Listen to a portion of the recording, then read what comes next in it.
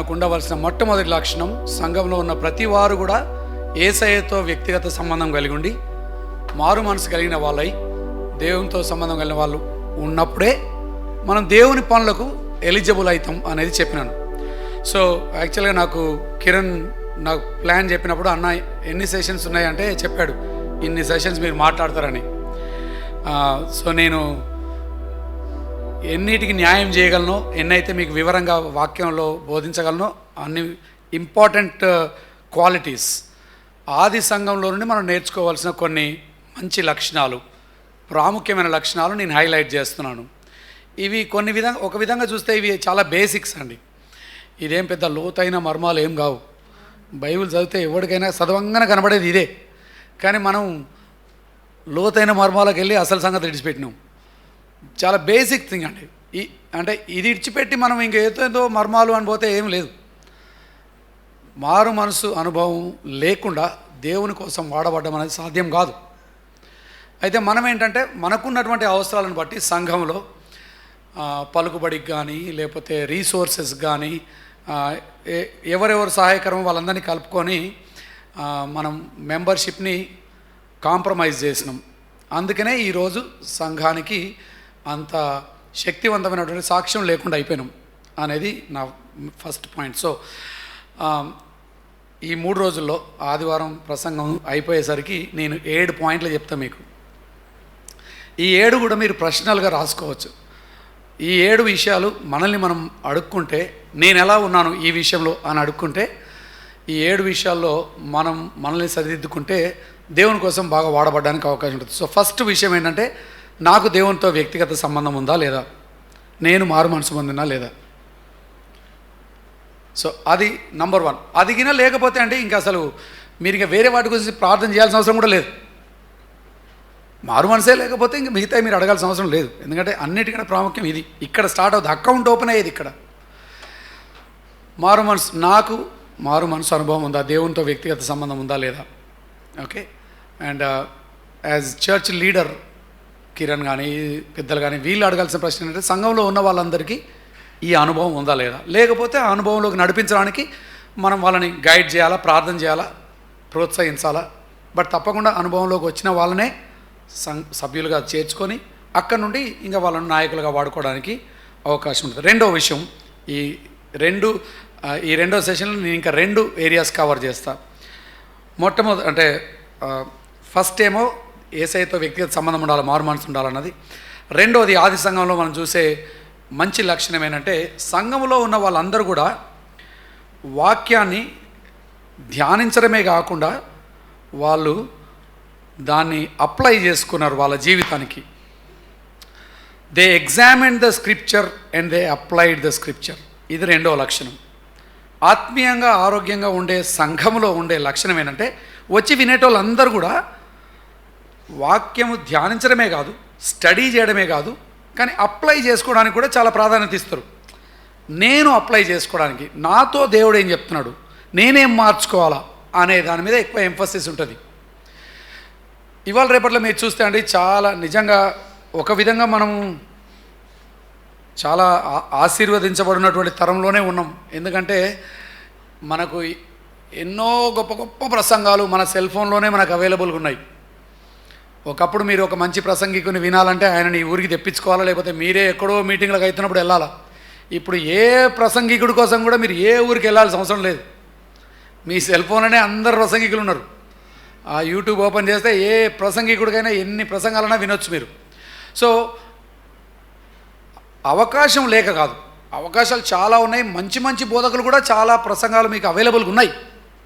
అయినా కూడా వినడానికి అంటే సమయం లేదు, ధ్యానించే అంటే లక్షణం కానీ సమయం కానీ చాలామంది విశ్వాసులకు లేదు.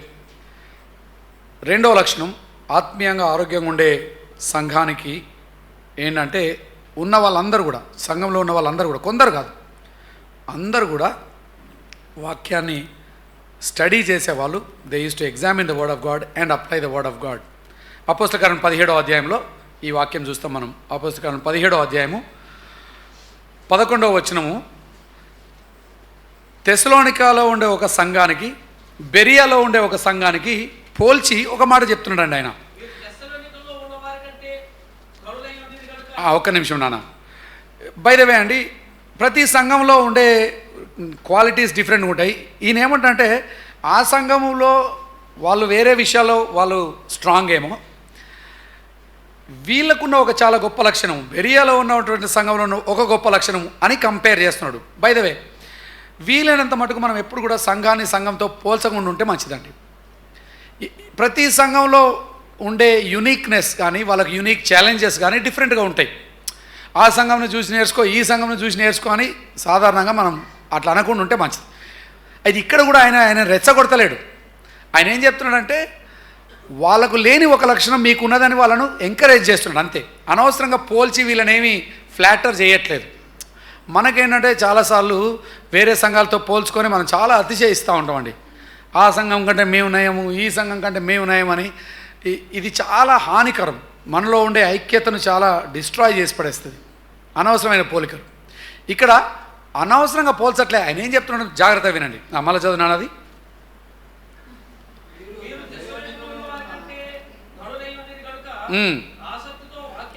వినండి, ఆసక్తితో వాక్యమును అంగీకరించి. సో ఇక్కడ నుండి కొంచెం ఒక్కొక్క పదాన్ని మనం కొంచెం జాగ్రత్తగా విందాం. సో ఈ సంఘంలో ఉన్నటువంటి సంఘ సభ్యులకు ఉన్న లక్షణం ఏంటట? ఆసక్తితో వాక్యమును అంగీకరించింది. సో ఫస్ట్ థింగ్ మనం నేర్చుకోవాల్సింది ఏంటంటే, గ్రేస్ బ్యాప్టిస్ట్ చర్చ్ మెంబర్స్ మనం ఆసక్తితోని మనం వాక్యం వింటున్నామా, వింటే అంగీకరిస్తున్నామా? ఆసక్తితో వినడం, క్యాజువల్గా వినడం వేరు, ఆసక్తితో వినడం వేరు.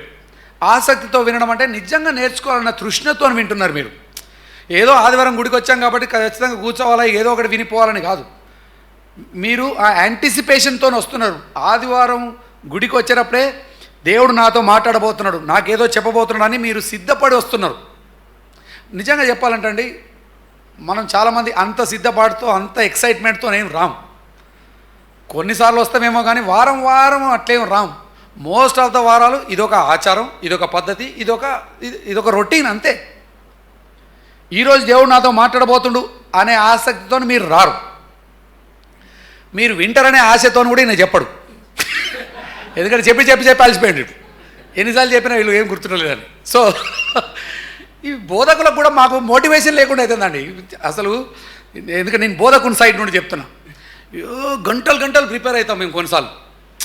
ఇంకా అసలు ఇక ఇన్ని గంటలు ప్రిపేర్ అయ్యి, అబ్బా ప్రభా ఏం గొప్ప సంగతులు చెప్పినావు ప్రభా అని ఇంకా ఈయన చాలా ఎక్సైట్మెంట్తో మస్తు ప్రిపేర్ అయ్యి అంతా ఆనందంగా వచ్చి చెప్తుంటే, ఈ చెప్తుంటే సగానికి సగం మంది తూలుతూ ఉంటారు. ఈయనకేమో స్వయంగా దేవుడు సీనాయి కొండ మీద మాట్లాడినంత ఫీలింగ్ ఆయనకు వస్తుంది. మీరేమో ఏదో వేరే కొండ మీద పడి నిద్రపోతా ఉన్నారు మీరు. ఇక అట్లాంటి వానికి నేను ప్రిపేర్ అయ్యి చెప్పుడు ఎందుకు అవసరం అని వీళ్ళు అనుకుంటారు. వీళ్ళంటే ఎందుకంటే నేను రెండు సైడ్స్ నుండి మాట్లాడుతున్నా. నేను కాపర్లతో కూడా మాట్లాడతాండి. నేను కాపర్లకు చెప్పే సంగతులు చెప్తారే, దేవుడు మనకిచ్చిన బాధ్యత ఏంది, వాడు నిద్రపోతుండా తూలుతున్నాడా లేచున్నా అది వేరే విషయం. మనం ఎంత సిద్ధపడ్డాం, వాక్యాన్ని మనం ఎంత బాగా చెప్తున్నాం అనేది దేవునికి మేము లెక్క చెప్పాలి. కాబట్టి ప్రిపరేషన్ విషయంలో నో కాంప్రమైజ్. మీరు అర్థం చేసుకుంటారో చేసుకోరో అది దానికి లెక్క మీరు చెప్పుకుంటారు. బట్ ఆసక్తితో ప్రిపేర్ అవ్వడం అవసరం. ఈ ప్రిపరేషన్ మీరు కూడా I'm going to learn something today, ఆసక్తి, దేవుడు నాతో మాట్లాడబోతున్నాడు అనే ఆసక్తితో మీరు వస్తే అండి, నిజంగా చెప్పాలంటే వాక్యంలో ఏ వాక్యం తీసుకున్నా అండి మంచిగా చదివితేలే ఏ వాక్యం తీసుకున్నా, మీకు బాగా తెలిసిన వాక్యమైనా అస్సలు తెలియని వాక్యమైనా ఖచ్చితంగా పరిశుద్ధాత్మ దేవుడు మీకు ఏదో ఒకటి నేర్పిస్తాడు. దాంట్లో నుండి ఒక్క వాక్య భాగం కూడా లేదండి దీంట్లో ఏమి లేదు అని చెప్పడానికి. ఏ భాగం మనం తీసుకోండి, there is something we can learn from it. కాబట్టి సంఘముగా నేను మీకు చెప్పేది ఏంటంటే, మీరు ప్రేయర్ఫుల్గా ఆసక్తితో రండి, ప్రార్థన చేసుకొని ఆసక్తితో రండి. అండ్ దేవుడు వాక్యం ద్వారానే కాదు, సాక్ష్యాల ద్వారా కానీ ఇంకా దేని ద్వారా కానీ మాట్లాడతాడు.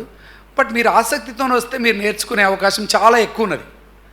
కానీ మీరు చాలా క్యాజువల్గా వచ్చి అంటే మీ ఎక్స్పెక్టేషనే చాలా లో, ఏమి రాదు ఏమి లేదు అనుకొని వస్తే నిజంగానే ఏమి రాదు.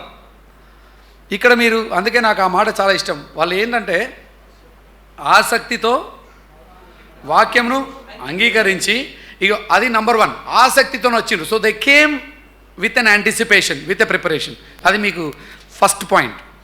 సో గ్రేస్ బ్యాప్టిస్ట్ చర్చ్ సంఘ సభ్యులారా, ఈవెన్ దో ప్రతి వారం వాక్యం చెప్పేది కిరణే కావచ్చు, కానీ దేవుని సన్నిధిలో ఆయన మీకు ఏం అవసరమో అని ప్రార్థనాపూర్వకంగా సిద్ధపడి రావాలా. అది ఆయన దేవుడిచ్చిన బాధ్యత. దేవా మాకేం చెప్తున్నావు సంఘంగా అని ఆయన ప్రిపేర్ చేస్తాడు. దేవుడు మాతో మాట్లాడబోతున్నాడు ఆయన వాక్యం ద్వారా అని సిద్ధపడుతూ మీరు రండి. You will be amazed. వాక్యంలో ఎన్ని సంగతులు ఉన్నాయండి నేర్చుకోవడానికి. సాడ్ థింగ్ ఏంటంటే సంఘంలో వచ్చేవాళ్ళు కూడా ఆసక్తి లేకుండా క్యాజువల్గానే వస్తున్నారు. ఇక అట్లాంటి వానికి చెప్పుడేంది అని వీళ్ళు కూడా చాలా క్యాజువల్గా, అంటే పాస్టర్లు కూడా ప్రిపరేషన్ లేకుండా పోతారండి. ఈ విచారకరమైన విషయం ఏంటంటే పాస్టర్లకు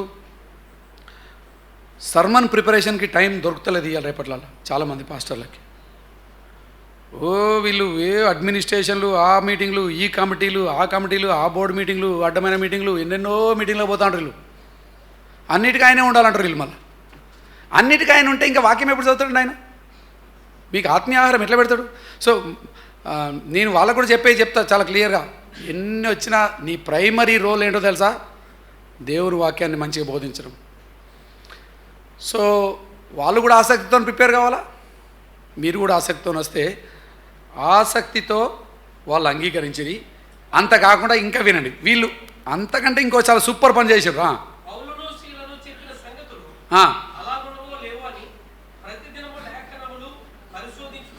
అబ్బా, అస్సలు ఇక పరిశోధించుచూ వచ్చిరి అనే మాట ఉంది కదా. ఇప్పుడు దాని గురించి కొంతసేపు మాట్లాడదామండి.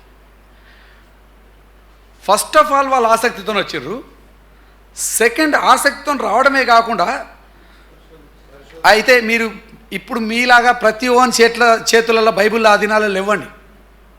మీరు కొంచెం చరిత్ర చూస్తే ఆ దినాలలో ఇప్పుడు యెషయా గ్రంథంలో, అంటే ఆ యెషయా గ్రంథంలో ఒక చిన్న ముక్క ఎక్కడో ఉంటుంది. న్యూ టెస్టిమెంట్ వచ్చేసరికి ఫస్ట్ ఫ్యూ హండ్రెడ్ ఇయర్స్లో కూడా మనిషికి ఒక కాపీ ఉండేంత సీన్ లేదు. ఇంకా పత్రికలు వాటిని కాపీస్ చేసి ఎఫ్ఎస్సి పత్రిక ఇక్కడ అక్కడ అట్లా తిరుగుతూ ఉన్నాయి. సో వీళ్ళకి ఏదైనా చదవాలంటే ఎవరింట్లో వాళ్ళకు ఇష్టం వచ్చినట్టు బైబిల్ లేవాడా, వాళ్ళకి చదవాలంటే అండి వాళ్ళందరూ ఒక దగ్గరికి వచ్చేటోళ్ళు కూర్చొని, మళ్ళీ అందరికీ చదువు రాదు కదా, వచ్చినోడు ఒకడు ఉంటాడుగా, ఆయన చదువుతా అంటే వీళ్ళందరూ విని దాని అర్థం ఏంటి దీని అర్థం ఏంటి అని డిస్కస్ చేసుకునేటోళ్ళు వీళ్ళు. అంటే వీళ్ళకి ఎంత ఆసక్తి ఉంటే గుడికి వచ్చినప్పుడు వినడమే కాకుండా వేరేటప్పుడు కూడా పోయి అన్న ఒకసారి చదువు అని చదివి వచ్చినప్పుడు చదువుతా ఉంటే మిగతా వాళ్ళందరూ కూర్చొని మళ్ళీ విన్నారట వాళ్ళు. అయితే ఇక్కడికి వచ్చిన ఏమైందంటే, పౌలు వాక్యం చెప్తుండగా వాళ్ళు ఏం చేస్తున్నట్టే, ఇట్లా మీరందరూ పట్టుకున్నట్టు ఒక్కొక్కరి చేతిలో బైబిల్ లేదు. సో మీరు ఇట్లా కుర్చీలలో కూర్చొని ఇట్లా తెరుస్తున్నా అనుకోకండి, అట్లా ఊహించకండి. అందరు కలిసి ఒక 2-3 కాపీలు ఉంటాయి. ఇక్కడ ఒక గుంపు అక్కడ ఒక గుంపు చూసి కరెక్ట్గా ఉందా లేదా అని చూస్తున్నారట వాళ్ళు. ఈయన ఏం చెప్తున్నాడు అది ఇక్కడ ఉందా అని చూస్తున్నారట వాళ్ళు. అసలు ఏమి బ్యూటిఫుల్ లక్షణం అండి అది. ఎందుకంటే దేవుని వాక్యం, దిస్ ఈజ్ గాడ్స్ వర్డ్. ఈ వాక్యాన్ని మనం నమ్మకంగా చదవాలా, కరెక్ట్గా ఇంటర్ప్రిట్ చేయాలా, కరెక్ట్గా అప్లై చేసుకోవాలా. అయితే ఈసారి మంచిగానే బైబిల్ కాలేజ్ పోయిండు, థియాలజీ చేసిండు. ఇప్పుడు పౌలు అంటే అపోస్తులుడు కాబట్టి ఆయన డైరెక్ట్గా చెప్పేది మోస్ట్ ఆఫ్ ద టైం పౌలు చెప్పినట్టే కథ, ఇక మళ్ళీ చూడాల్సిన అవసరం లేదు. ఆయన గూగుల్ అంటాడు. మనం ఏమనంటే గూగుల్ సెర్చ్ చేస్తాం కదా, ఏమనంటే గూగుల్ తల్లి అంతే. మనకు గూగుల్ ఎట్లనో వాళ్ళకు పౌలు అట్లా అంటాడు. పౌలు అన్నాడంటే ఇక కళ్ళు మూసుకొని అంతే అన్నారు. కానీ అక్కడే వాళ్ళకి మనకి చాలా తేడా ఉన్నది. పౌలు చెప్తుంటే కూడా వాడు తీసుడు రా భయ్, ఎందుకని మంచి తీసుడు పౌలు ఏమంటాడు, even though he is Paul, even though he is the apostle Paul, they search the scriptures అని ఉంటుంది. సంఘాలు ఇంత బలహీనంగా ఉండడానికి అనేక కారణాలు ఉన్నాయండి. దాంట్లో ఒక కారణం నేను చెప్పిన మార్నింగ్, మెంబర్షిప్ దగ్గర కాంప్రమైజ్ కావడం. నంబర్ 2 కారణం ఏంటో తెలుసా? వాక్య జ్ఞానం లేకపోవడం అండి. వాక్యం గురించిన విలువ లేదు, వాక్యం గురించిన జ్ఞానం కూడా లేదండి సంఘాలకు, క్రైస్తవులకు, విశ్వాసులకు. మారు మనసు అయితే ఉన్నది, విశ్వాసం కూడా ఉన్నది, చదువు కూడా ఉన్నది, మంచి ఉద్యోగాలు ఉన్నాయి. వేరే వేరే ఏరియాలో మస్తు జ్ఞానం ఉన్నది. స్పిరిచువల్ లైఫ్కి వచ్చేసరికి మాత్రం మనకేముందండి, ఏదో చాలా చాలా హ్యూమిలిటీ లాగా మాట్లాడతారు, ఏదో తగ్గించుకోండి, మాకేం తెలుసులేండి. అదే అంటున్నా, ఎందుకు తెలియదు, మాకేం తెలుసులేండి. అడ్డమైన ఏరియాలన్నింటిలో చాలా ఎక్స్పర్ట్స్ అయిపోయారు మీరు. వాక్యం చదివేసరికి మనకేం తెలుసులేండి అని ఉండకండి. అది హ్యూమిలిటీ కాదు, అది మీ ఆత్మీయ అజ్ఞానం. అది మిమ్మల్ని చాలా, అంటే అది చేయబట్టే మన సాక్ష్యం ఇంత ప్రభావితం లేకుండా అయిపోయింది. సో ఇక్కడ ఏం చేస్తామంటే, సో మీ కాంటెక్స్ట్ గుర్తుపెట్టుకోండి, ఆ సంఘంలో సగం మంది చదువు రాదు, బైబిల్ లేదు చదువు రాని వాళ్ళు కూడా కూర్చొని పౌలు ఏమంటాడో కరెక్ట్గా ఉందా లేదా అని వాక్యంలో చూస్తున్నారటండి. మనకు బైబిల్ ఉన్నాయి, చదువు ఉన్నది, ఒక్కొక్కరికి 3 బైబిల్ ఉన్నాయి, మళ్ళీ ఒక్క బైబిల్ కాదు. కొంతమంది ఇంటికి పోతే నాకు అసలు ఎన్ని బైబిళ్ళు ఉంటాయంటే, ఆ బైబిల్ తీస్తే మీకు అర్థమవుతుంది, ఇట్లా దుమ్ము దులుపుతూ ఉంటారు. ఎందుకంటే అది చదవని బైబిల్, అట్లా చూడడానికి అంతే షోకి. నేను చాలాసార్లు ఈ విషయంలో అనుకుంటా అండి, నిజంగా ఆది సంఘంలో వాళ్ళకి ఎంత ఆశ ఉండాలా. ఒక చిన్న ముక్క, ఒక అధ్యాయం, అంటే అప్పుడు స్క్రోల్స్లు ఉండేవి కదా, చుట్టలు ఇట్లా చిన్న అంతే. ఇప్పుడు ఇట్లాంటి బైబిల్ 66 పుస్తకాలు ఒక దగ్గర వాళ్ళకి అప్పుడు లేదు, తర్వాత వచ్చింది చాలా కాలమైనాక. కానీ ఒక చిన్న ముక్క, ఆ ముక్కను వాడు చాలా జాగ్రత్తగా చుట్టుకొని ఉండాలి. ఇప్పుడు ఆ ముక్క ఎవరైనా ఉంటుంటే వీళ్ళందరూ పోయి ఆ ముక్క తీ చదువుకుందాం అని ఆ ముక్కను తీసి మళ్ళా చదివారు. దీంట్లో సగం మందికి చదువు రాదు, పుస్తకాలు లేవు, చదువు రాదు. కానీ వాక్యం చెప్తుండంటే మాత్రం మళ్ళా అందరూ చూసి కరెక్ట్గా ఉందా లేదని చూసిండండి. ఇందుకే ఆది సంఘం చాలా పవర్ఫుల్గా ఉండేయండి, because they studied the word of God and applied the word of God. మన తరంలో ఉన్నటువంటి క్రైస్తవులకు ఉండే ఒక చాలా పెద్ద బలహీనత ఏంటంటే, మనకు స్టడీయింగ్ ద వర్డ్ అంత సీన్ లేదు. స్టడీ అంటే ఏంటంటే ధ్యానించడం, చదవటం, అంటే దాన్ని పఠించడం. యాక్చువల్లీ ధ్యానించడం is a better word, meditate. ఎందుకంటే చదవడం అంటే మామూలుగా ఇట్లా పేజీలు చాలామంది చదువుతూ ఉంటారండి. అండ్ మీలో కొంతమందికి ఆ అలవాటు కూడా ఉంటుంటుంది, పొద్దున్న లేవగానే ఖచ్చితంగా ఒక అధ్యాయం చదవడము, లేకపోతే క్యాలెండర్ మీద చూసి ఏదో ఒకటి. క్యాలెండర్ అయితే బెస్ట్, ఆడొకటే వచ్చిన విత్తాడు కాబట్టి ఈజీగా అయిపోతుంది, పోతా చదువుకొని నమస్తే అని చెప్పినట్టుంటుంది. చాలామంది క్యాలెండర్ వాక్యాలు చదువుతూ ఉంటారు. అసలు చదవని దానికంటే అది మంచిదే, కానీ అది చదివినందుకు చాలా చదివిన ఫీలింగ్ పెట్టుకోకండి. అది చదువుడు కాదు, అదేదో సెంటిమెంటల్గా మీరు చేస్తున్నారు, దానివల్ల పెద్ద మీరేమి నేర్చుకోరు. కానీ సరే చేస్తే చేసినారు. నా ఆశ అంటే మీరు బైబిల్ చదవాలి. చదవడం అంటే ఉత్తగా ఏదో సెంటిమెంటల్గా ఖచ్చితంగా అధ్యాయం చదవడం కాదు, ధ్యానించాలి. అయితే ప్రతిరోజు ధ్యానించడం సాధ్యం కాదండి. ఎందుకంటే మీకు మీ ఉద్యోగాలు ఉంటాయి, పిల్లలు ఉంటారు, ఇంట్లో పనులు ఉంటాయి, స్త్రీలకైనా పురుషులకైనా అందరికీ మనకు ఒక పెద్ద రొటీన్ ఉందండి. మన జీవితం ఆల్రెడీ చాలా ప్యాక్ అయిపోయినది. ఈ 5 నిమిషాల క్వైట్ టైమే చక్కగా అవుతలేదు మనకు. ఇక నువ్వు స్టడీ గిడి పెడితే నేను ఉద్యోగం విడిచిపెట్టాల్సి వస్తుంది అన్నట్టున్నది మీకు. నేనేం మిమ్మల్ని ఉద్యోగాలు విడిచిపెట్టమంటలేను, రోజు స్టడీ చేయమని కూడా అంటలేను. అది పాసిబుల్ కూడా కాదు, మీకు కూడా కాదు, నేను పాస్టర్ నాకు కూడా కాదు. బట్ అది డిసిప్లిన్ కావాలి మనకి. వారంలో అట్లీస్ట్ 1 or 2 days ఒక టైం దానికోసం బ్లాక్ చేసి జస్ట్ ఒక అధ్యాయం తీసుకొని. ఎందుకంటే ఇప్పుడు మనకు ఎంత టెక్నాలజీ ఉందండి, ఇప్పుడు మనకున్నటువంటి ఈ స్మార్ట్ ఫోన్స్లో ఎన్ని యాప్స్ ఉన్నాయి, ఎన్ని రీసోర్సెస్ ఉన్నాయి. తెలుగులో ఏమున్నది, ఇంగ్లీష్లో ఏమున్నది, ఇంగ్లీష్లో ఈ తర్జుమాలో ఏమున్నది, గ్రీకులో ఏమున్నది, హీబ్రూలో అన్నీ చదువుకోవచ్చు. మీరు బైబిల్ కాలేజీ పోకుండానే మీరు చాలా మంచిగా చాలా విషయాలు నేర్చుకోగలరు ఫ్రీగా. బట్ ఏంటంటే మీకు ఆసక్తి ఉండాలా, సమయం ఉండాలా. టూల్స్ లేక కాదు, టూల్స్ ఉన్నాయి. వీళ్ళు చదివి ఆయన చెప్పింది కరెక్టా కాదా అని ఎగ్జామిన్ చేసిందంట. ఇప్పుడు కూడా అండి, even though I trust, I'm sure Kiran is doing a pretty good job. మీకు చెప్పకముందు ఖచ్చితంగా మంచిగానే చదువుకొని వస్తున్నా నేను నమ్ముతున్నా. బట్ కిరణ్ కూడా దేవుడు కాదండి, పురుషోత్తం కూడా దేవుడు కాదు, ఎవడు దేవుడు కాదు. స్వయంగా అపోస్తలుడైన పౌలే రాసిన పత్రిక పౌలు చెప్తుంటేనే వాళ్ళు ఎందుకన్నా మంచి చూడబోయి అంటారు. అరే ఎవరా ఇక్కడ మాట్లాడేది, పౌలు అయితేంది వాక్యం. Because this is God's word, ఇది దేవుని వాక్యం. అది కరెక్ట్గా బోధించడం లేదని వాళ్ళు ధ్యాస పెట్టి విన్నరు, స్టడీ చేసినారు, ఎగ్జామిన్ చేసినారంట. ఈ లక్షణం చాలామందికి లేదండి. ఇది లేకపోవడమే మనకు చాలా పెద్ద అపాయం అయిపోయింది సంఘానికి. ఇప్పుడు దాని తోడు మనకు ఈ టెక్నాలజీ పెరిగిపోయి, సోషల్ మీడియా పెరిగిపోయి, యూట్యూబ్లలో ఎప్పుడు పడితే ఆడు ప్రసంగాలు పెట్టడమే. బై ద వే, నేను వ్యతిరేకిని కాదండి, నాయి కూడా కొన్ని ప్రసంగాలు ఉన్నాయి ఆడ. కానీ బట్ చాలామంది ఇప్పుడు ఆయన ఎదురుగున్న ఈ 100 మందికి ఆత్మీయ భోజనం పెట్టుడు బంద్ చేసి యూట్యూబ్లో పెడితే ఎన్నో వందల మంది చూస్తారు కదా అని వాళ్ళ కోసం మాట్లాడే వాళ్ళు చాలామంది ఉన్నారు. నేను అంటున్నా, వాళ్ళు కాదు, నీ గొర్రెలు వీళ్ళకు ఆత్మీయ కాపరిగా ఉండడం నీ ప్రాథమిక బాధ్యత. So when you prepare a sermon, prepare for these guys. ఇక్కడున్న 50 మందికి 100 మందికి. చాలామంది పాస్టర్లకు ఈ 50 మందికి చెప్పాలంటే పెద్ద మోటివేషన్ లేదండి వాళ్ళకి. మీరేమనుకోద్దు, మీరు ఎవరన్నా ఇట్లాగనే చేసి ఉంటే ఇప్పటికైనా సరిదిద్దుకోండి, కానీ నేను మిమ్మల్ని అనట్లేదు. నా ఫ్రెండ్స్ కొంతమంది ఉన్నారు, పాస్టర్లే, ఇట్లనే వాక్యం చెప్తూ ఉంటారు. కానీ ఈ మధ్యలో వాళ్ళు ఏమంటున్నారంటే, అది యూట్యూబ్ లైవ్ వస్తేనే మాట్లాడతారట. యూట్యూబ్ లైవ్ వస్తేనే మాట్లాడతారట ఆయన. ఎక్కడో సోషల్ మీడియాలో పోస్ట్ చేస్తేనే మాట్లాడతారట, లేకపోతే దానికి రికార్డ్ చేసుకొని ఎడి చేసి మొత్తానికి ఇది దునియా అందరికీ పోవాలా, 1000 మంది చూడాలి.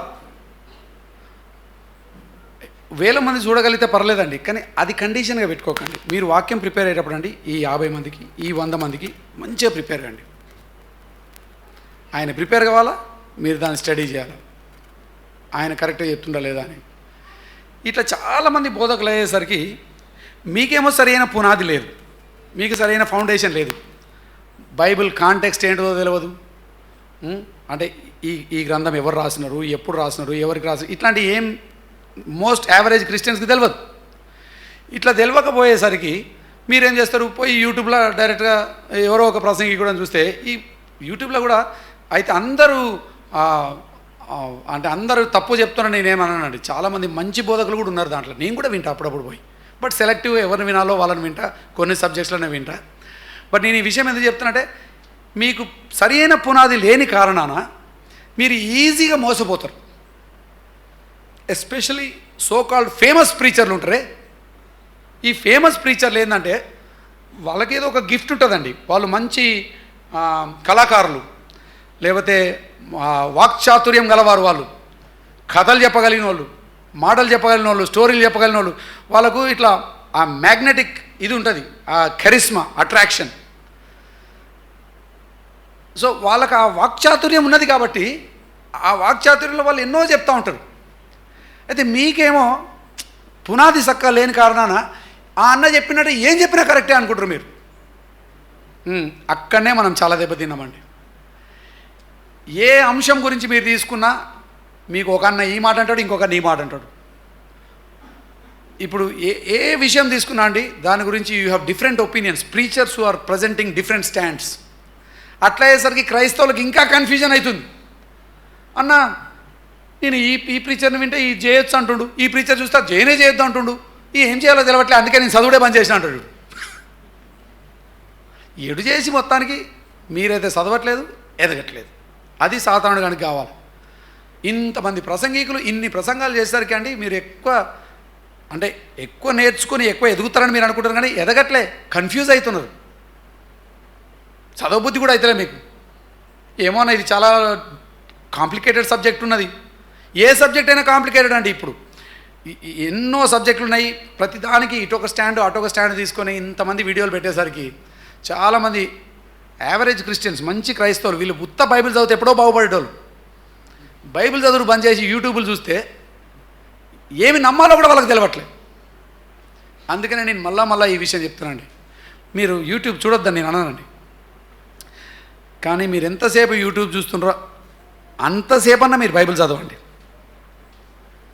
యూ స్టడీ ద బైబిల్, ఎందుకంటే ఇది దేవుని వాక్యం అండి. This is God's word. ఆయన రచించిన ఆయన వాక్యాన్ని పరిశుద్ధాత్మ దేవుడు మీగిన దేవునితో సంబంధం ఉంటలే చాలా విషయాలు మీకు బయలుపరుస్తాడు. జస్ట్ బుక్ తీసి చదవండి సార్, చదవండి. నాకు అర్థం కాదు కదా, నాకు అది చాలా లోతైన మర్మం ఉంటుంది, నేను ఎక్కడ తప్పు అవుతున్నావు అని ఈ అన్ని భయాలు మీకు అవసరం లేదండి. మీరు తీసి చదవండి. You will be amazed what God will reveal to you. మీకు ఎందుకు ఇంత కాన్ఫిడెంట్గా చెప్తున్నంటే ఆది సంఘంలో చదువు కూడా రాదు, పుస్తకాలు కూడా లేవు. వాళ్ళు కూర్చొని చదివినారు. చదివి పౌలు చెప్పేది కరెక్టా కాదా అని రీఎగ్జామిన్ చేసినట్టు వాళ్ళు. ఇది పరిశుద్ధాత్ముడు మనకిచ్చే నడిపింపు. సర్వసత్యంలోకి నడిపిస్తాడని ఉన్నది వాక్యంలో. It is his responsibility to lead you in to truth if you study the word of God. మనం అని చెప్తున్నాను నేను, మీరు అంటలేను, నేను కూడా. ద టెంప్టేషన్ ఈజ్ టు ఎవడో ఒక ఎక్స్పర్ట్ నుండి విందాం మనం. నేను చదువుడు ఎందుకు, నేను రీసెర్చ్ చేసేది ఎందుకు, నేను తెలుసుకోవడం ఎందుకు. డైరెక్ట్గా ఒక బెస్ట్ ప్రీచర్ని పెడితే ఆ ప్రీచర్ చెప్తారు కదా ఒకటి, మొత్తం నమిలిన ఫుడ్ జ్యూస్ లాగా చేసి పెడితే మనం తీసేసుకొని తాగేద్దాం, మనం ఎందుకు కష్టపడాలా అనేది మీ ఫిలాసఫీ. బట్ నేను అందుకే అది అబ్జెక్ట్ చేస్తున్నాను. ఇది దేవుని వాక్యం. మీరు కూర్చోండి, పరిశుద్ధాత్మ దేవ నన్ను నడిపించండి అని చదవండి ఉత్తగా. ఆయన సర్వసత్యంలోకి నడిపిస్తాడు అనున్నది వాక్యం. It is his job to lead you in to truth, greater truths చేస్తారండి. అయితే ఏ ప్రసంగికునైనా, ఈవెన్ నా ప్రసంగమైనా ఖచ్చితంగా నాది అనే కాదు, ఎవరిదైనా సరే, make sure you open the Bible and study and see.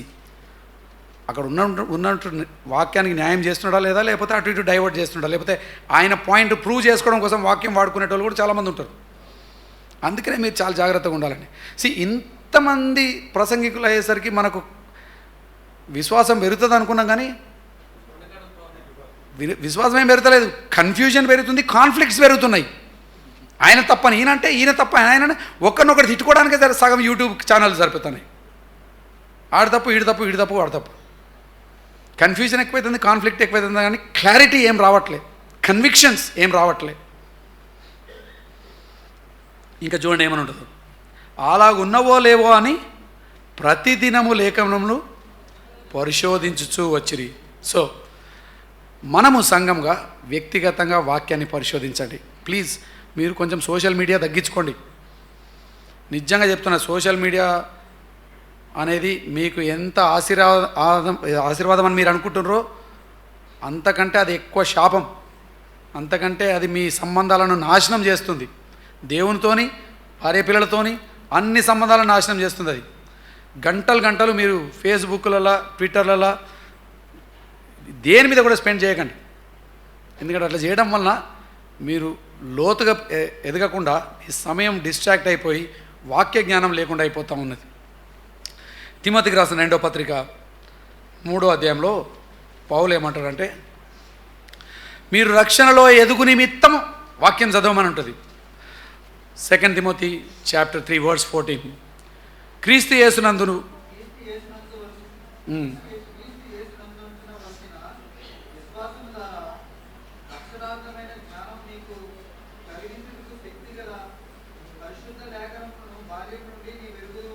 నీ వెరుగుదువు గనక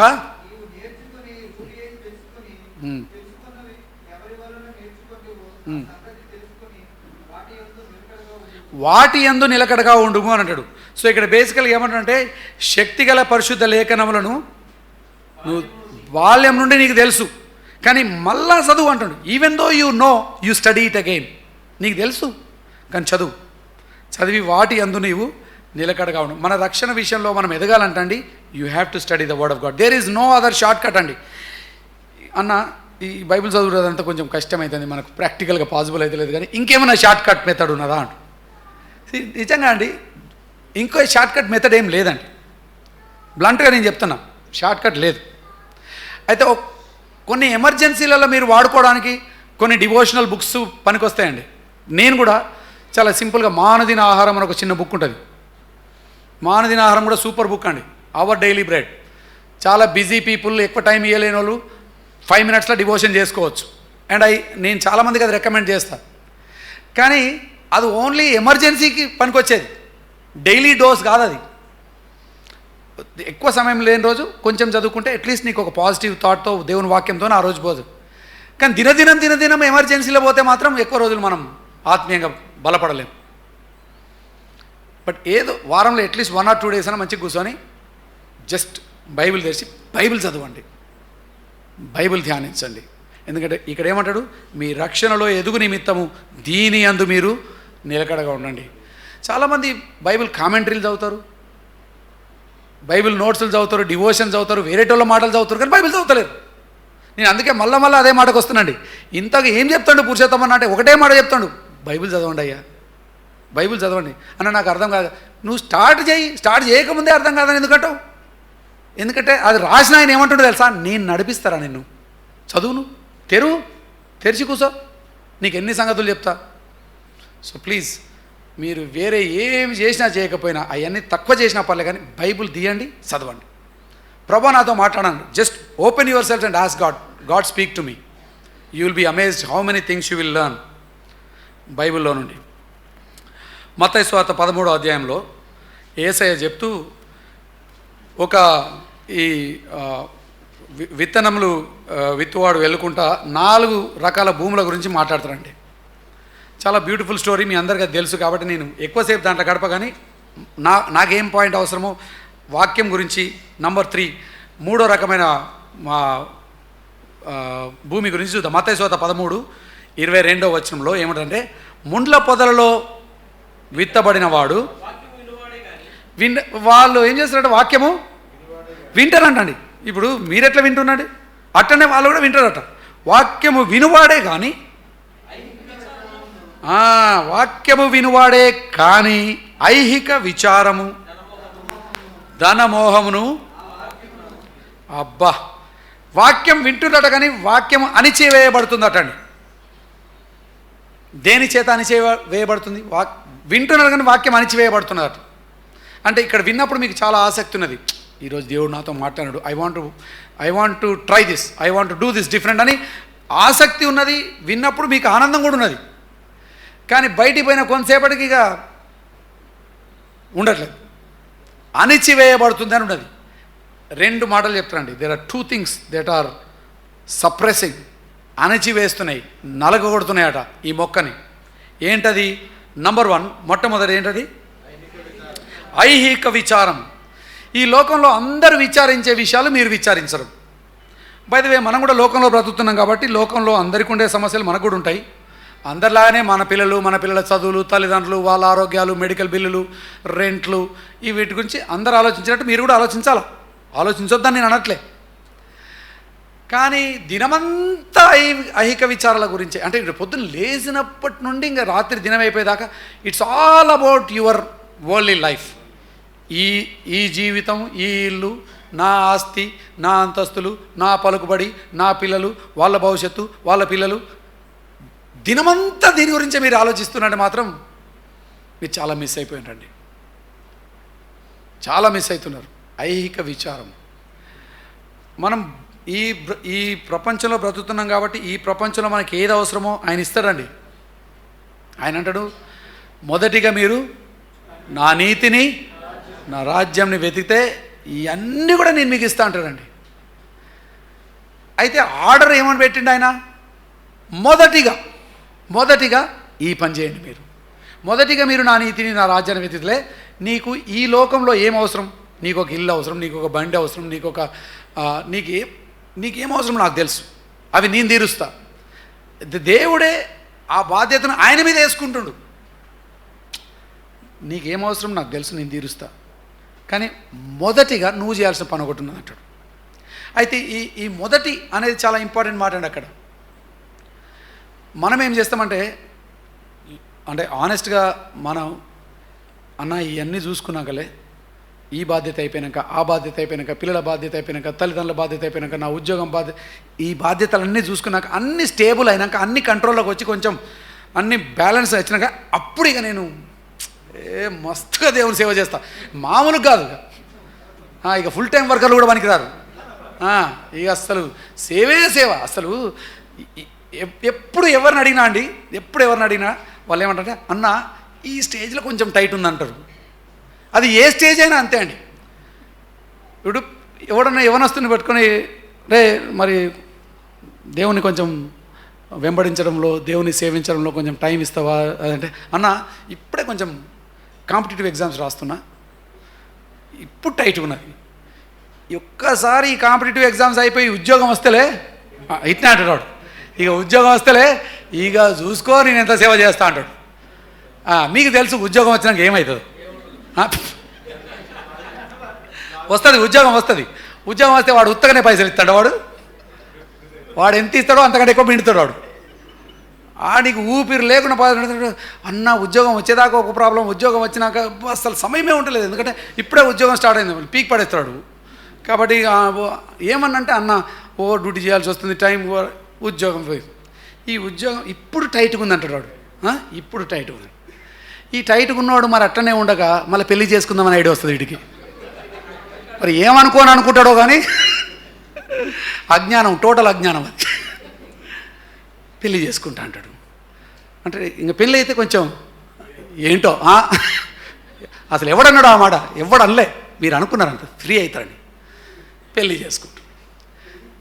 పెళ్ళి చేస్తే ఇద్దరు టైట్ అవుతారు. అప్పటిదాకా నువ్వు ఒక్కడవే టైట్గా ఉండే, ఇప్పుడు ఇద్దరు టైట్ అయిపోయినారు. ఆమెకు టైం లేదు, నీకు టైం లేదు.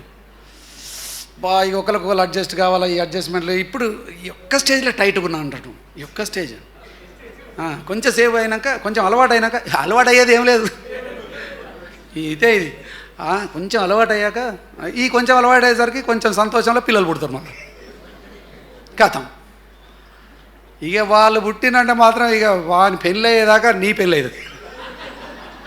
నీకు టైటే టైట్ జిందగీ, సమస్య లేదు. ఇక మళ్ళీ ఇప్పుడే అన్న టైట్ అని మీరు గమనించండి.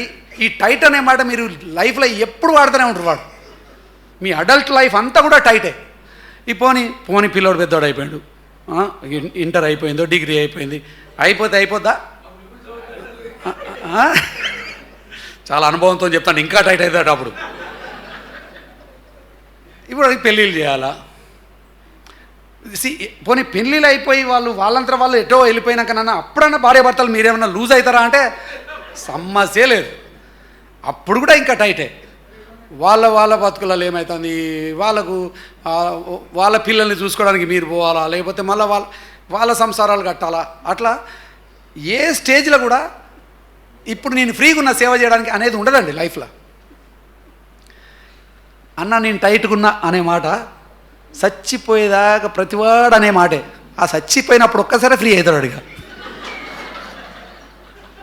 నేను అందుకే అంటారే, నువ్వు టైట్గా లేని టైం ఒకటి వస్తుంది, కానీ అప్పుడు నువ్వు బతికుండవు అని చెప్పి. కాబట్టి నువ్వు టైట్గా లేనప్పుడు సేవ చేస్తానో చూడు, అది కాని పని. లైఫ్ అంతా టైటే ఉంటుందిరా. ఆ టైట్లో కూడా how do you make time for God and his Kingdom, అది చాలా ఇంపార్టెంట్. అది క్రమశిక్షణ. ఇప్పుడు కొంచెం టైట్గా ఉంది, ఇప్పుడు కాదు, లైఫ్ ఎప్పుడూ టైట్గానే ఉంటుంది. బట్ దాంట్లో కూడా అందుకే అన్నట్టు మొదటిగా నా నీతిని, నా రాజ్యం. అవి అయిపోయినాక నువ్వు దేవుని పని చేస్తా అని ఎప్పుడైనా పెట్టుకుంటే నాన్న నేను కాన్ఫిడెంట్గా చెప్తానా? కాదు. ఇది అయినాక చేస్తా అంటావు చూడు, కాదు. అందుకే యేసయ్య ఎంత క్లియర్గా మొదటిగా ఇది ఫస్ట్ పెట్టుకోవాలి తమ్మి. ఇది ఫస్ట్ పెట్టకుండా అన్న నేను ఇది చేసినాక వస్తా, అది చేసినాక వస్తా అని అన్నావు అనుకో, నువ్వు రావు. యేసయ్య అట్లానే మంచి ఉపమానాలు చెప్పిండు. ఇట్లనే అందరినీ పెళ్లి భోజనాన్ని పిలిస్తే వాళ్ళు ఫస్ట్ వస్తా అన్నారు, తర్వాత ఒక్కొక్కడు వంక పెడతాడు. వాడు నేను కొత్తగా బర్రెలు కొన్నా అంటాడు, ఇంకోటి కొత్త నేను పెళ్లి చేసుకున్నా అంటాడు, ఇంకోటి కొత్త వ్యాపారం పెట్టుకున్నాడు. మొత్తం వాళ్ళు అంటారు ఇది చేసినాక వస్తా అంటే నువ్వు రాకురా అంటాడు ఈయన. ఎందుకంటే అది ఫస్ట్ పెట్టుకున్నాడు, ఇది చేయలేడు. సో బైబిల్ చదవడం అనేది అండి ఫస్ట్ పెట్టుకోండి. ఇవన్నీ అయినాక చదువుకుంటా అంటే కాని పని. బైబిల్ చదవండి. ఆది సంఘంలో వాళ్ళు బైబిల్ ఇక్కడ ఏమనంటే ఐహిక విచారమును, ధనమోహమును. ఈ ధనమోహం కూడా అండి ఈ తరంలో ఉన్న మనకు చాలా పెద్ద ఛాలెంజ్ అయిపోయింది. ఒకప్పుడు మనందరం కూడా ఏ కమ్యూనిటీలో ఉన్నవాడు, ఏ ఊర్లో ఉన్నవాడు ఆ ఊర్లతోనే పోల్చుకొని చాలా తృప్తిగా బతికేటోళ్ళం అండి. చాలా అంటే జీవితం చాలా సింపుల్గా ఉండేది ఒకప్పుడు. దువ్వాడలు ఉండేటోడు దువ్వాడంతోనే పోల్చుకునేటోడు, వేరేటోతో పోల్చుకునే అవకాశం లేదు అప్పుడు మనకి. అన్లెస్ నువ్వు ఈడికెళ్ళి విజయవాడ, హైదరాబాద్ పోతే కానీ అక్కడ మనుషులు ఎట్లా బతుకుతారు అనేది నువ్వు పోయినాక చూస్తే కదా నీకు అర్థమయ్యేది. అప్పటిదాకా నువ్వు దువ్వాడోడి దువ్వాడుతో చాలా తృప్తిగా ఉండేటోడి. ఎందుకంటే దువ్వాడలో ఉన్న 10 ఇళ్ళలో చూసుకుంటావు, ఆడిల్ నాలానే ఉంది, వీడిల్ నాలానే ఉంది, నా ఇల్లు ప్రైజ్ రావడానికి. ఈ దువ్వాడోడు విజయవాడ పోయినా, దువ్వాడోడు హైదరాబాద్ పోయినా అప్పుడు ప్రాబ్లం స్టార్ట్ అవుతుంది. అప్పుడు వీడిల్లు చాలా పెద్దగా ఉందేంటి, ఎందుకు వచ్చింది నీకు ఆ ప్రాబ్లం? దూరం పోయినందుకేగా. ఈయనే ఉంటే నీకు ఆ ప్రాబ్లం వచ్చేది కాదుగా. ఒకప్పుడు మనందరం కూడా చాలా సింపుల్గా ఎవరి పరిధిలో వాళ్ళు వీవర్ కంటెంట్.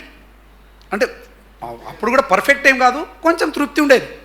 ఇప్పుడు మన తల్లిదండ్రుల తరం ఉన్నదనుకోండి, మన తల్లిదండ్రులు అంటే ఇప్పుడు మీరందరూ డిఫరెంట్ వయసు వాళ్ళు ఉన్నారు ఇక్కడ, బట్ మా తల్లిదండ్రుల తరంలో అంటే చాలా చిన్న చిన్న ఉద్యోగాలు, చిన్న చిన్న జీతాలు, కష్టాలు ఉండేవి కానీ తృప్తి ఉండేదండి.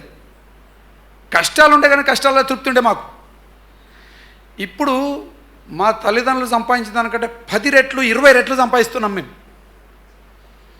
కానీ తృప్తి లేదు, ప్రశాంతత లేదు.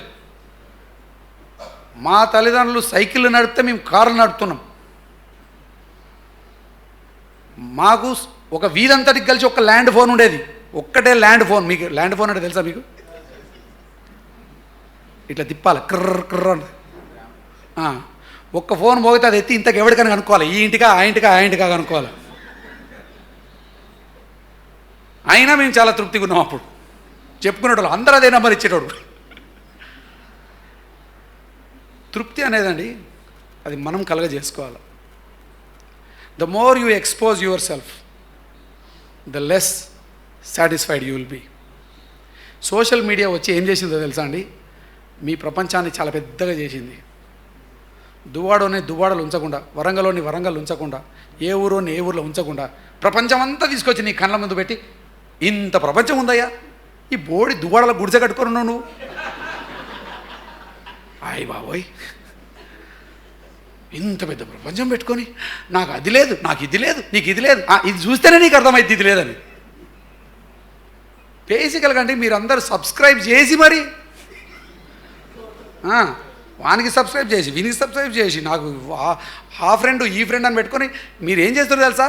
మీ ప్రపంచాన్ని ఎక్స్పాండ్ చేస్తున్న కొలది మీ డిస్సాటిస్ఫాక్షన్ అంటే తృప్తి లేని తనాన్ని పెంచుతున్నారు మీరు. వాని ప్రపంచం పోల్చి వీని ప్రపంచం పోల్చి వాడు ఇట్లుండే వీడు ఇట్లుండే అని చూస్తే అబ్బా వాళ్ళందరూ చూడు ఎంత హ్యాపీగా ఉన్నారని నువ్వు అనుకుంటున్నావు. నిజాన్ని చెప్పాలంటే వాడు కూడా ఏం హ్యాపీగా లేడండి. హ్యాపీగా లేడు కాబట్టి టైం తీసుకొని సోషల్ మీడియాలో పోస్ట్ చేస్తుంటాడు. హ్యాపీగా ఉన్నోడు పోస్ట్ చేసే టైం ఉండదు, వాడికి హ్యాపీగా ఎంజాయ్ చేసుకుంటూ పోతూ ఉంటాడు. హ్యాపీగా లేనాడు పోస్ట్ చేసి మళ్ళీ ఎంతమంది సపోర్ట్లు కొడతారు, ఎంతమంది లైక్లు ఇస్తారు అని చూస్తూ ఉంటాడు వాడు. ఎందుకంటే వాడి హ్యాపీనెస్ అంతా మీ అప్రూవల్ నుండి వస్తూ ఉంటుంది. సోషల్ మీడియా అండి మీ జీవితాన్ని మిజరబుల్ చేసి పెట్టిందండి. అంతకుముందు మీరు ఎప్పుడు అందరితో పోల్చుకోలే, మీరు ఇప్పుడు పోల్చుకోవడం స్టార్ట్ చేసినారు. ఐహిక విచారం, ధనభోగం. ఎంత ధనం కావాలండి మనకు సంతోషంగా ఉండడానికి? ఎంత ధనం కావాలా? మీరు అనుకున్నంత ధనం అయితే అవసరం లేదండి. మీరు చాలా అనుకుంటారు, మీకు ఒక నంబర్ ఉందేమో, కానీ నేను చెప్తాను కదా, ఆ నంబర్ వచ్చినా మీరేం సంతోషపడరు, ఆ నంబర్ వచ్చినా మీకు తృప్తి ఉండదు. ఆత్మీయ జీవితంలో ఒక చాలా ఇంపార్టెంట్ పాఠం ఏంటంటే తృప్తిగా బ్రతకడం, ఉన్నదాంతో సంతోషంగా ఉండడం. పౌలు రాస్తాడు దీని విషయంలో కూడా, సంతుష్టమైన భయభక్తి. భక్తి ఉండాలా, బట్ ఎట్లాంటి భక్తి అది? సంతుష్ట సహితమైన దైవభక్తి. భక్తి తృప్తి రెండింటిని కలిపిండు. ఇదండి best thing, simplicity and godliness. Simplicity and godliness. ఇక్కడ అంటాడు ధనమోహం ఈ వాక్యంను అణిచివేయును. సోషల్ మీడియా అండి, నిజంగా సోషల్ మీడియా మిమ్మల్ని చాలా విధాలుగా మిమ్మల్ని డిస్ట్రాక్ట్ చేస్తుంది, దేవునిని దూరం చేస్తుంది, మీకు అనవసరమైన కోరికలు కలగజేస్తుంది. నీకు అది లేదు చూడు, నీకు ఇది లేదు చూడు, ఈయన ఎక్కడ వెకేషన్ పోతుండు చూడు, ఈయన ఎక్కడ బాంబే పోతుండు, ఈయన ఢిల్లీ ఈ సోషల్ మీడియాలో కూడా పోస్ట్ చేసేవాడు అందరు కూడా వాడు ఓన్లీ వాడి హైలైట్సే పోస్ట్ చేస్తున్నాడు. ఆ రోజు ఏం చేస్తాడు, ఏం చేయడు కదా, రోజు ఏం చేస్తున్నాడు, వాడు ఏం పోస్ట్ చేయడు. ఇప్పుడు ఇంట్లో మనం ఇల్లు ఉడుచుకుంటూ ఉంటాం, కానీ ఇల్లు ఉడుస్తున్నట్టు ఎవడన్నా సోషల్ మీడియాలో పోస్ట్ చేసుకుంటాడా? గిన్నెలు దోముతున్నట్టు ఎవడన్నా పోస్ట్ చేసిండా? అదే వాటర్ ఫాల్ దగ్గర పోయి ఇట్లా నిలబడితే పోస్ట్ చేస్తారు. నువ్వు వాటర్ ఫాల్ కాడ బతుకుతావా చెప్పు? వాటర్ ఫాల్ అనేది అప్పుడప్పుడు జీవితంలో వచ్చిపోయేది, గిన్నెలు రోజు ఉండే, నీ అసలు బతుకు గిన్నెలు తోముడు. కానీ పోస్ట్ చేసినేమో వాటర్ ఫాల్ దగ్గర, సన్సెట్ దగ్గర ఇట్లా పెట్టి ఇట్లా పోస్ట్ చేస్తే ఆ చూసేటోడు అబ్బా వీడు బతికే అక్కడ బతుకుతుండని అనుకుంటాడు. ఆడేమో అక్కడ బతకడు. ఒక గంట సేపు అక్కడ ఉండి 15 ఫిల్టర్లోకి వెళ్ళి తిప్పి ఫోటోని బాగా చేసి నీకు పెట్టిండు. అసంతృప్తిని ఎగ్జాజరేట్ చేయడానికి ఈ తరము చాలా సోషల్ మీడియాను వాడుకుంటుందండి. లేమిని హైలైట్ చేస్తుంది. నీకు అది లేదు, నీకు ఇది లేదు, నీ భర్త ఇట్టున్నాడు, నీ భార్య ఇట్టున్నది, నీ పిల్లలు ఇట్టున్నారు, ఎర్రే వాళ్ళ పిల్లలు అమెరికా వెళ్ళిపోయారు. నీకేం తెలుసు అండి అమెరికా పోయిన వాళ్ళ సంగతి? ఎవరికైనా పర్సనల్ కావాలంటే నన్ను అడగండి, దారితో చెప్తా అమెరికా పోతే ఏమవుతుందో. ఎవరితోనో అడ్డమైనతో మీరు పోల్చుకోకండి. వాళ్ళు అట్లా వీళ్ళు ఇట్లా. ఇదంతా కూడా మన కల్చర్లో ఈ తరంలో మనం బాగా అనవసరంగా కంపేర్ చేసుకుంటాం. వాళ్ళ ఇల్లు, వాళ్ళ కారు, వాళ్ళ పిల్లలు, వాళ్ళ బ్రతుకు, వాళ్ళ భార్య, వీళ్ళ భర్త. వాస్తవం కాదండి. It's not real, it's virtual. It's virtual అంటే కనిపిస్తున్నది, కనబడేటట్టు చేస్తున్నారు వాళ్ళు, అది వాస్తవం కాదు. బైబిల్ చదివితే అండి దేవుడు అసలు మీకు ఏమి ఇచ్చాడు, ఏం చేస్తున్నాడు అనేది మీరు ఎక్కువ బైబిల్ చదువుతూ ఉంటే సింప్లిసిటీ, భక్తి పెరగడానికి అవకాశం ఉంటుంది. లేకపోతే తెలియకుండానే గ్రీడ్ అనేది, ఆశ అనేది పెరుగుతూ ఉంటుందండి. దానికి ఒక అంతు లేదండి. అగైన్ నేను కూడా పాపపు స్వభావంలో ఉన్నాను కాబట్టి ఒకప్పుడు చాలా సింపుల్ లైఫ్ ఉండేది మాకు. నేను నా భార్య ఒక చిన్న మోపెడుతో స్టార్ట్ చేసినాం మా లైఫ్. తర్వాత ఎక్కడికో పోయింది. ఫారెన్ పోయినాము. ఒక్క కారు కాదు, 2 కార్లు, 3 కార్లు, ఇంట్లో ఎంతమంది ఉంటే అన్ని కార్లు. బట్ అగైన్ నేను మీకు ఎందుకు చెప్తున్నా అంటే అంత వస్తే ఏమన్నా సమాధానము, తృప్తి, సంతోషం వస్తుందంటే ఏం లేదండి. The more you have, the more stressful life will become. వాక్యం చదివితే అండి సింపుల్గా గాడ్లీగా బ్రతకడానికి సహాయం చేస్తుంది. వాక్యం చదవడమే కాదు, వాక్యాన్ని అప్లై చేయడం చాలా ఇంపార్టెంట్. యాకోబు రాసిన పత్రిక 1వ అధ్యాయంలో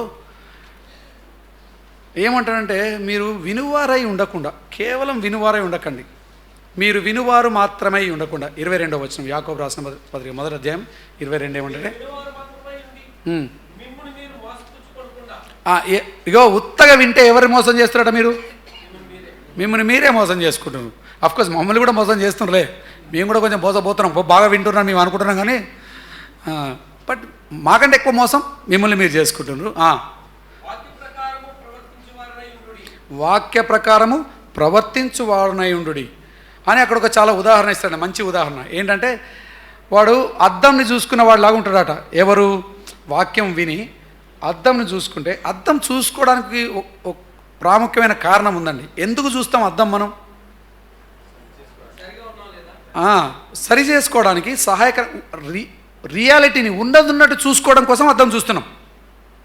ఇప్పుడు నేను ఊరికే వచ్చి కిరణ్ దగ్గరికి వచ్చి అరే కిరణ్ నీ బాగున్నా లేదా చెప్పు అని అన్నాను అనుకో, అడేమంటాడు? బాగానే ఉన్నాం అన్న అంటాడు. కరెక్ట్ చెప్పిన. అందుకే నేను మా ఆవిడని అడుగుతలేను, ఆవిడని అడుగుతాను. మా ఆవిడని అడిగితే ఏమంటుంది నాకు తెలుసు. కిరణ్ అడుగుతాను, కిరణ్ ఏమనుకుంటారు అంటే సూపర్ ఉందా నీ హెయిర్ బాగుంది. అది వాడు ఒపీనియన్. అది నిజంగా బాగుందా లేదనేది నాకు ఓన్లీ అద్దం మాత్రమే చెప్తుంది. మనం ఏంటంటే అద్దాన్ని అడగకుండా అడ్డమైన వాళ్ళందరినీ అడుగుతా ఉన్నాం. మనం నా బతుకెట్లుంది అనేది నువ్వు వాడిని వీడిని అడుగుడు, అద్దాన్ని అడుగు, తెరుగు, పుస్తకం తెరుగు, క్లియర్గా చెప్తుంది అది. తమ్మి నీ కళ్ళు చక్కగా లేవు, ముక్కు వంకర ఉన్నది, మూతి వంకర అయిపోయింది, అసలు మొత్తం పనికే రావు, నువ్వు ఉన్నది చెప్తాడు అది. అద్దాన్ని అడగండి. వాళ్ళని మనం ఏంటంటే అద్దాన్ని అడుగుతలేము. వాక్య స్టాండర్డ్ కాదు మనకు కావాల్సింది. ఆయన ఏమనుకుంటుండే ఏమనుకుంటుంటే వాళ్ళందరూ. ఎందుకంటే ఇప్పుడు నేను కిరణ్ అడిగిన అనుకో, నువ్వు బాగున్నా అంటాడు. ఎందుకంటాడు? ఎందుకంటే నెక్స్ట్ నేను వాడిని బాగున్నా అని అనాలి కదా. మనం అందరూ ఒకరినొకరిని కవర్ చేసుకోవడానికి ఈ మాటలు చెప్పుకుంటా ఉన్నాం. అందుకే ఏంటంటే అద్దము చూసి అక్కడ అంటాడు యాకోబు, అద్దం చూస్తారట అంటే ఫార్మాలిటీ కోసమే చూస్తారట, మార్చుకోవడం కోసం చూడట. చూసినావా అంటే చూసినా. చూడడానికి ఒకటే ఒక కారణం ఉందండి. ఏంటని చెప్పినా చూడడం, రియాలిటీని తెలుసుకోవాలా, తెలుసుకున్న రియాలిటీ ప్రకారం మార్చుకోవాలా. If you are not changing, మార్చుకోవడం ఇష్టం లేకపోతే చూసుకోకండి. ఓకే, మళ్ళీ చెప్తున్నా వినండి. మార్చుకోవడం ఇష్టం లేకపోతే చూసుకోవాల్సిన అవసరం లేదు. టైం వేస్ట్ చేయకండి. పురుషులు ఎట్లాగో ఎక్కువ అద్దం చూడర్లే, కానీ చూసినా మాకు ఏం అన్ని మంచిగా అనిపిస్తాయి. మాకు చూడండి అంతా బాగానే ఉన్నాను అనుకుంటాం. స్త్రీలు వాళ్ళకున్న స్వభావాన్ని బట్టి వాళ్ళు ఎంత స్మార్ట్గా తయారైనా దాని మీద నిలబడితే కరెక్ట్ నిలబడంగానే ఇంపర్ఫెక్షన్ కనబడుతూ ఉంటుంది వాళ్ళకి. అది మిస్సింగ్ ఉన్నది, ఇది మిస్సింగ్ ఉన్నది, ఇది వంకర ఉన్నది, అది వంకర ఉన్నది. ఇక బాగా క్వైట్ టైం చేస్తారు అక్కడ నిలబడి.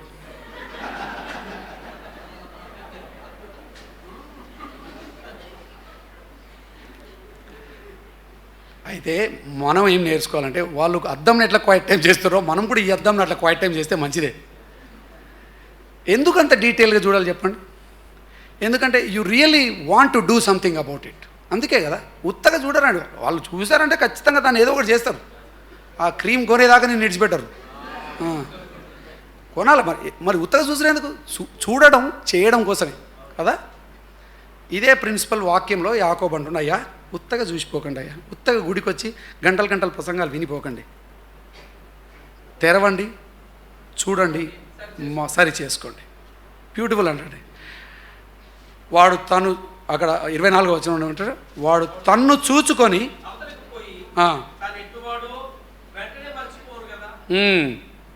దాని ముందు వాక్యం ఏమన్నది? ఎవడైనాను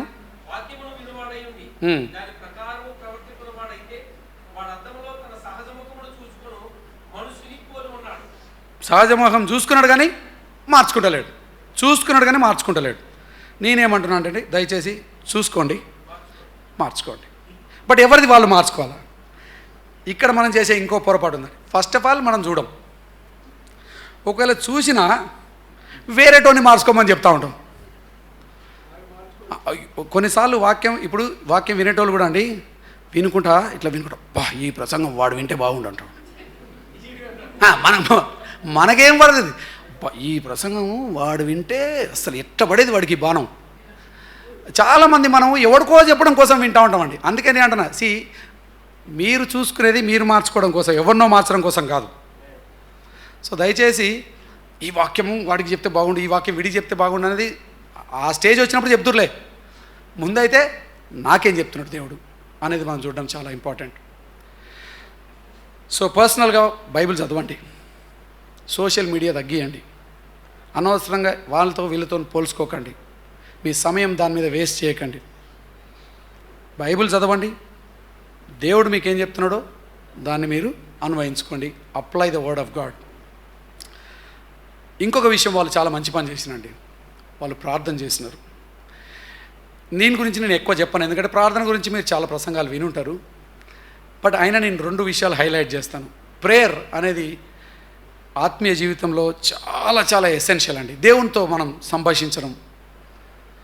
అండ్ ప్రేయర్ అనేది ఓన్లీ దేవునికి మన కంప్లైంట్స్ చెప్పడమే కాదండి. చాలామంది ప్రార్థన అంటే మన సంగతులన్నీ దేవునికి చెప్పడం అని అనుకుంటారు.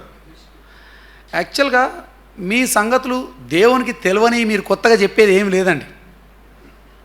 ప్రభా ఎందుకన్నా మంచిది, నీకు తెలుసో లేదో కానీ మొన్న నాకు యాక్సిడెంట్ అయిందంటే అవునా అని ఆయన అన్నాడు. ఆయనకు తెలియంది మీరు ఆయన కొత్తగా చెప్పేది ఏమన్నా ఉంటుందా అండి? మరి ఏంటి మీరు చెప్పేది? So we're not trying to inform God. కానీ చాలామంది ప్రేయర్ అంటే ఇక ఇన్ఫర్మేషన్ పాస్ చేయడం, ప్రభా పలానా ఇట్లయింది, నీకు తెలుసో లేదో కానీ మరి పలానా ఇట్లయింది, ఏదో ఇన్ఫర్మేషన్ ఇస్తున్నట్టు మనం ప్రార్థన చేస్తున్నామండి. యాక్చువల్గా ప్రార్థనలో చెప్పడం కంటే ఎక్కువ వినగలిగే హృదయం ఉండాలండి. నేను ఇట్లా ఎందుకు చెప్తున్నాను దేవునికి అంటే, దేవుడు నేను చెప్పేదానికి ఆయన ఏమి జవాబిస్తాడు అనేది వినడం కోసం మనం వింటున్నాం, ప్రార్థన చేస్తున్నాం. మన హృదయాన్ని మార్చుకోవడం కోసం ప్రార్థన చేస్తున్నాం. We're not praying to inform God, we're praying to transform our hearts. మన హృదయాలను మార్చుకోవడం కోసం ప్రార్థన చేస్తున్నాం. ప్రభా నాకు సహాయం చేయి, ఇగో ఇట్లాంటి పరిస్థితి ఉన్నది, పిల్లలకు ఫీజులు కట్టే విషయంలో, ఎడ్యుకేషన్ విషయంలో, భార్యాభర్తల సంబంధం విషయంలో కానీ ఏదో మీరు ఇన్ఫార్మ్ చేయట్లేదు, ఈ విషయంలో నాకు సహాయం చేయి ప్రభా, నా హృదయాన్ని మార్చి ప్రభా, నన్ను బలపరచని అడుగుతున్నారు. సో ప్రార్థన అనగానే ఒక లిస్ట్ ఆఫ్ థింగ్స్ దేవునికి చెప్పడం కాదండి. ఈ స్థితిలో నా హృదయాన్ని బలపరచు, నన్ను సరిదిద్దు, నన్ను మార్చు, నేనేం చేయాలో చెప్పు అని ఎంత మాట్లాడుతున్నామో అంత వినడానికి కూడా సిద్ధంగా ఉండాలండి ప్రేయర్లో. కానీ మనకు మోస్ట్ ఆఫ్ ద చిన్నప్పటి నుండి మనకు చెప్పింది అంటే ప్రార్థన అంటే దేవునితో మాట్లాడడమే కదా, అంటే ఇక మాట్లాడడం అంటే చెప్తా ఉంటాం మనం, వన్ వేగా చెప్తా ఉంటాం. బట్ ప్రేయర్లో ఇటు నుండి చెప్పడం ఎంత జరుగుతుందో అటు నుండి వినడం కూడా అంత ఇంపార్టెంట్. ఆది సంఘంలో వాళ్ళు చాలా బ్యూటిఫుల్గా చేశారండి ఈ పని.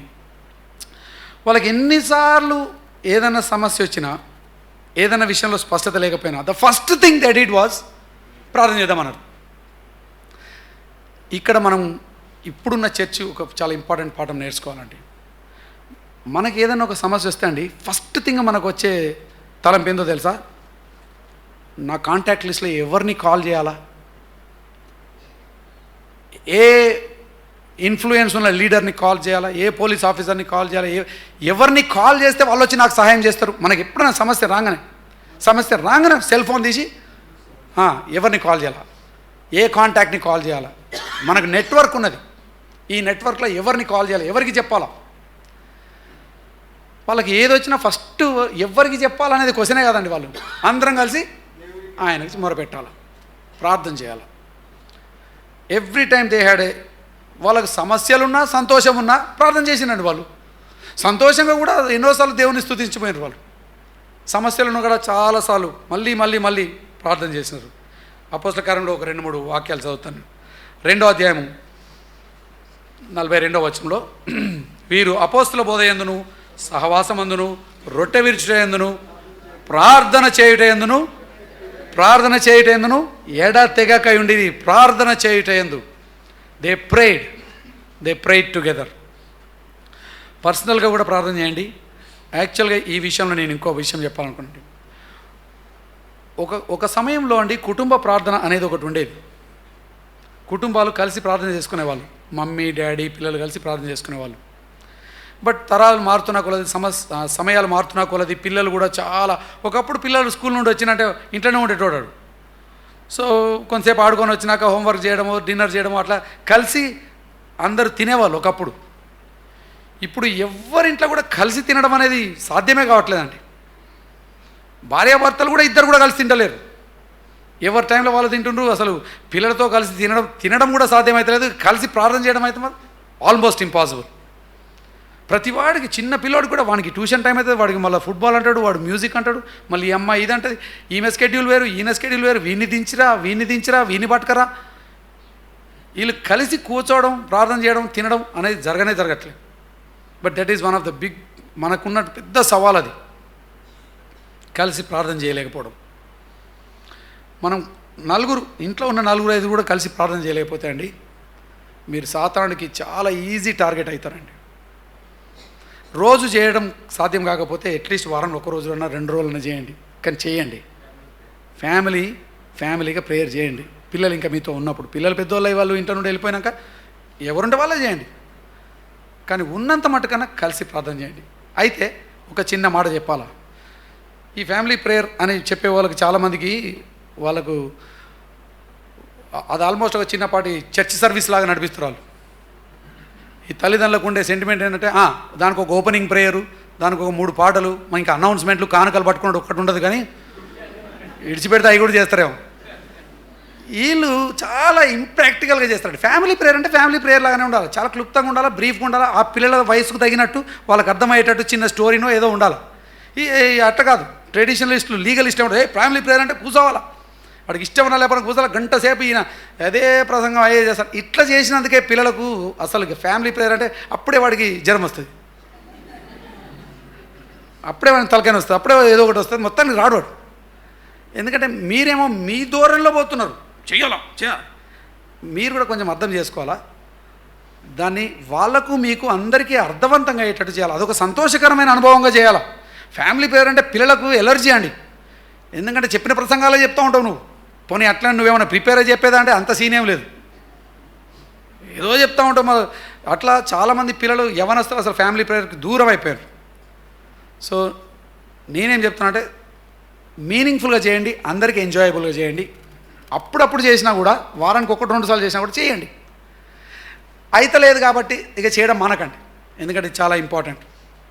వీళ్ళు ఎడతెగక ఉండిరి, ప్రార్థన చేయటందు ఎడతెగకుండిరి. ఓకే, 1వ అధ్యాయము 13, 14 వచనం సార్. నేను అపోస్తల కార్యం 1వ అధ్యాయము 14 వచనం. వీరందరూ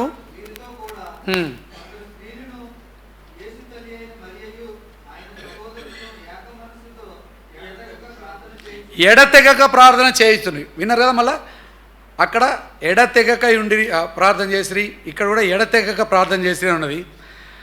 తెస్సలోనికీయులకు రాసిన మొదటి పత్రిక 5వ అధ్యాయము 17వ వచనంలో ఎడతెగక ప్రార్థించుడి అని మళ్ళీ చాలా ఎడతెగక అనే మాట ఎన్నిసార్లు వచ్చిందని చూపిస్తున్నాను మీకు ఒక 2-3 ఎగ్జాంపుల్స్. సో 1 Thessalonians 5:17లో కూడా ఎడతెగక ప్రార్థించండి అని ఉన్నది. తర్వాత ఎఫెసీయులకు రాసిన పత్రిక 6వ అధ్యాయంలో కూడా 18వ వచనంలో ఈ మాట ఉంటుంది. ఎఫెసీయులకు రాసిన పత్రిక 6:18 ఆత్మ వలన ప్రతి సమయమందును ప్రతి విధమైన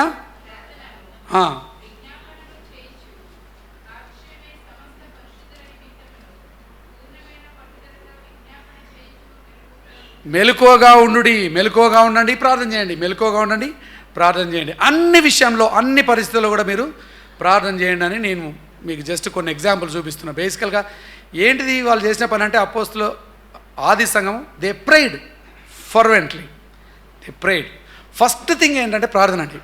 ఇప్పుడు మనం ఎట్లాంటి వరల్డ్లో జీవిస్తున్నామండి, ఏదైనా ఫస్ట్ కింద దెబ్బ తాకింది అనుకోండి, హాస్పిటల్ పోదామంటాం. ఏదైనా బయట నుండి ప్రాబ్లం వచ్చిందనుకోండి, మన దోస్తులను కాల్ చేద్దాం అనుకుంటాం.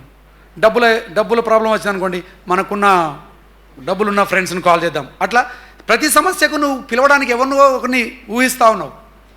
నేనేమన్నా అంటే ప్రతి సమస్య, ఏ సమస్య అయినా ఫస్ట్ దేవునితో స్టార్ట్ చేయండి. First talk to God. Even అనారోగ్యం విషయంలో కూడా అండి, రాగానే డాక్టర్ల కాడికి ఉరకాల్సిన అవసరం లేదండి. తప్పకుండా డాక్టర్ల కాడికి పోవాల్సిన టైంలో పోవాలా. మీరు ఏం జాగ్రత్త తీసుకోవాలి. నేను దాన్ని వద్దని అనట్లేదు, కానీ they should not be your first option. ఏదొచ్చినా ఫస్ట్ ఆప్షన్ ఆయన ఈయన కాదు. ఫస్ట్ ఆప్షన్ ఏంటంటే, ప్రభువా నీకు తెలియకుండా అయితే కాలే ఇది, ప్లీజ్ హెల్ప్ అస్. ఏం చేయమంటావు? సహాయం చేయి, జ్ఞానం ఇవ్వు. ప్రార్థన should be our first option. Kori ten boom అని ఒక గొప్ప దైవభక్తురాలు ఉన్నది. ఆమె ఏమంటుందంటండి, ప్రార్థన గురించి రాస్తూ ఒక చాలా బ్యూటిఫుల్ మాట రాస్తుంది. ఈ కార్లు నడిపేటోళ్ళు, మనకు కార్కి టైర్లు ఉంటాయి కదా, 4 టైర్లు. అయితే ఎప్పుడన్నా దారిలో మనకు పంచర్ అయిపోయి, అంటే ములుగుచ్చి పంచర్ అయిపోతే ఎమర్జెన్సీ వాడడం కోసం ఒక స్టెప్ని అని ఒక చిన్న టైర్ వెనుక ఉంటుందండి కార్లు నడిపే వాళ్ళందరికీ. ఈ 4 కార్లు అంటే చక్రాలు కాకుండా ఒక ఎక్స్ట్రా చక్రం వెనుకుంటుంది అది. అయితే కోరీ టెన్ భూమి ఏమంటుందంటే, చాలామందికి ప్రార్థన అనేది అట్లా ఎక్స్ట్రా టైర్ లాంటిది. ఈ ఎక్స్ట్రా టైర్ అసలు ఎప్పుడు మీరు చూస్తారండి? ఓన్లీ ప్రాబ్లం వచ్చినప్పుడే కదా. ఉత్తుత్తగానే పోయి ఎక్స్ట్రా టైర్ ఎట్లుందని ఎప్పుడైనా చూసినాడు? ఎవడన్నా ఉన్నాడా? అసలు ఈ టైర్లనే చక్కగా చూస్తాడు ఎవడు? గాలి పోతుంది అని పోతుంది అట్లే నడుపుతా ఉన్నాం. మనకు ఈ టైర్లు చూసే దిక్కేలేదు, మనకి ఎక్స్ట్రా టైం చూసే టైం మీకు లేనేలేదు. కోరీ టెన్ భూమి ఏంటంటే, ఇగో ప్రార్థన అనేది చాలామంది ఎక్స్ట్రా టైర్ లాగా వెనక పెట్టుకుంటారట. రోడ్డు మీద టాప్ అని టైర్ పంచర్ అయిపోయి ఫ్లాట్ అయిపోయి ఎమర్జెన్సీ వచ్చేది, అప్పుడు తీసి ఎక్స్ట్రా టైర్ని తీసుకొని వచ్చి పెడతా ఉంటారు. అయితే ఏమంటుందంటే, యాక్చువల్గా దేవుని ఉద్దేశ ప్రకారము ప్రార్థన అనేది ఆ ఎన్నుకున్నటువంటి ఎక్స్ట్రా టైర్ కాదు. ప్రార్థన అనేది నీ ముందున్నటువంటి ఈ చక్రం, స్టీరింగ్ వీల్. కదలాలంటే ఇది ఉండాలా, ఏడు తిరగాలన్నా ఇది ఉండాలా. So prayer is your steering wheel, not your spare tyre అని అంటది ఆమె. ఈ స్టీరింగ్ వీల్ అనేది నువ్వు కదిలిన ప్రతి క్షణం కూడా దీన్ని ఇన్వాల్వ్ చేస్తున్నావు. దాన్ని నువ్వు ప్రతి క్షణం ఇన్వాల్వ్ చేస్తావా? చెయ్యవు, అవసరం లేదు. మన ఆత్మీయ జీవితంలో నుండి స్పేర్ టైర్ నుండి, స్టెప్నీ నుండి స్టీరింగ్ వీల్కి ప్రార్థన తీసుకురావాలి. ప్రార్థన అనేది అప్పుడప్పుడు అవసరమైనప్పుడు ఎమర్జెన్సీలో చేసేది కాదు. ఊపిరిలాగా ప్రతిదినం మనం ఎట్లా ఊపిరి పీల్చుకున్నాం, ప్రతిదినం invite God into your lifes and make God a very big part of your life. ప్రార్థన అనేది అంతా ఇంపార్టెంట్ అండి. మనం ప్రార్థన చేస్తాం కానీ కొన్నిసార్లు నిజంగా దేవుడు ఏం చేస్తాడని నమ్మమండి. మీరే కాదు, ఆది సంఘంలో కూడా ఇట్లాంటి ఒక కేసు అయింది. చాలా ఇంట్రెస్టింగ్. ప్రార్థన చేస్తాం మనం, కానీ మన ఆలోచన ఏంటంటే ఇక చేయాలి కాబట్టి ప్రార్థన చేస్తున్నాం, కానీ I don't think God will do anything about it అనే భావన ఉంటుంది మనకి. అందుకే ప్రార్థన చాలా లైట్గా చేస్తాం. ప్రార్థన చేస్తూనే ఉంటాం, కానీ బ్యాకప్లో మనం చేయాల్సినవి చేసుకుంటూ ఉంటాం. ఎందుకంటే ఈ ప్రార్థన ఉత్తనే సెంటిమెంటల్గా చేస్తున్నట్టు. ఒకసారి పేతుర్ని జైల్లో వేస్తే అక్కడ చాలా ఇంట్రెస్టింగ్ మాట ఉంటుంది. ఆసక్తితో అపోస్తల కార్యం 12వ అధ్యాయము 5 నుండి చూద్దాం మనం. అపోస్తల కార్యం 5వ అధ్యాయం 12వ అధ్యాయం 5వ వచనం.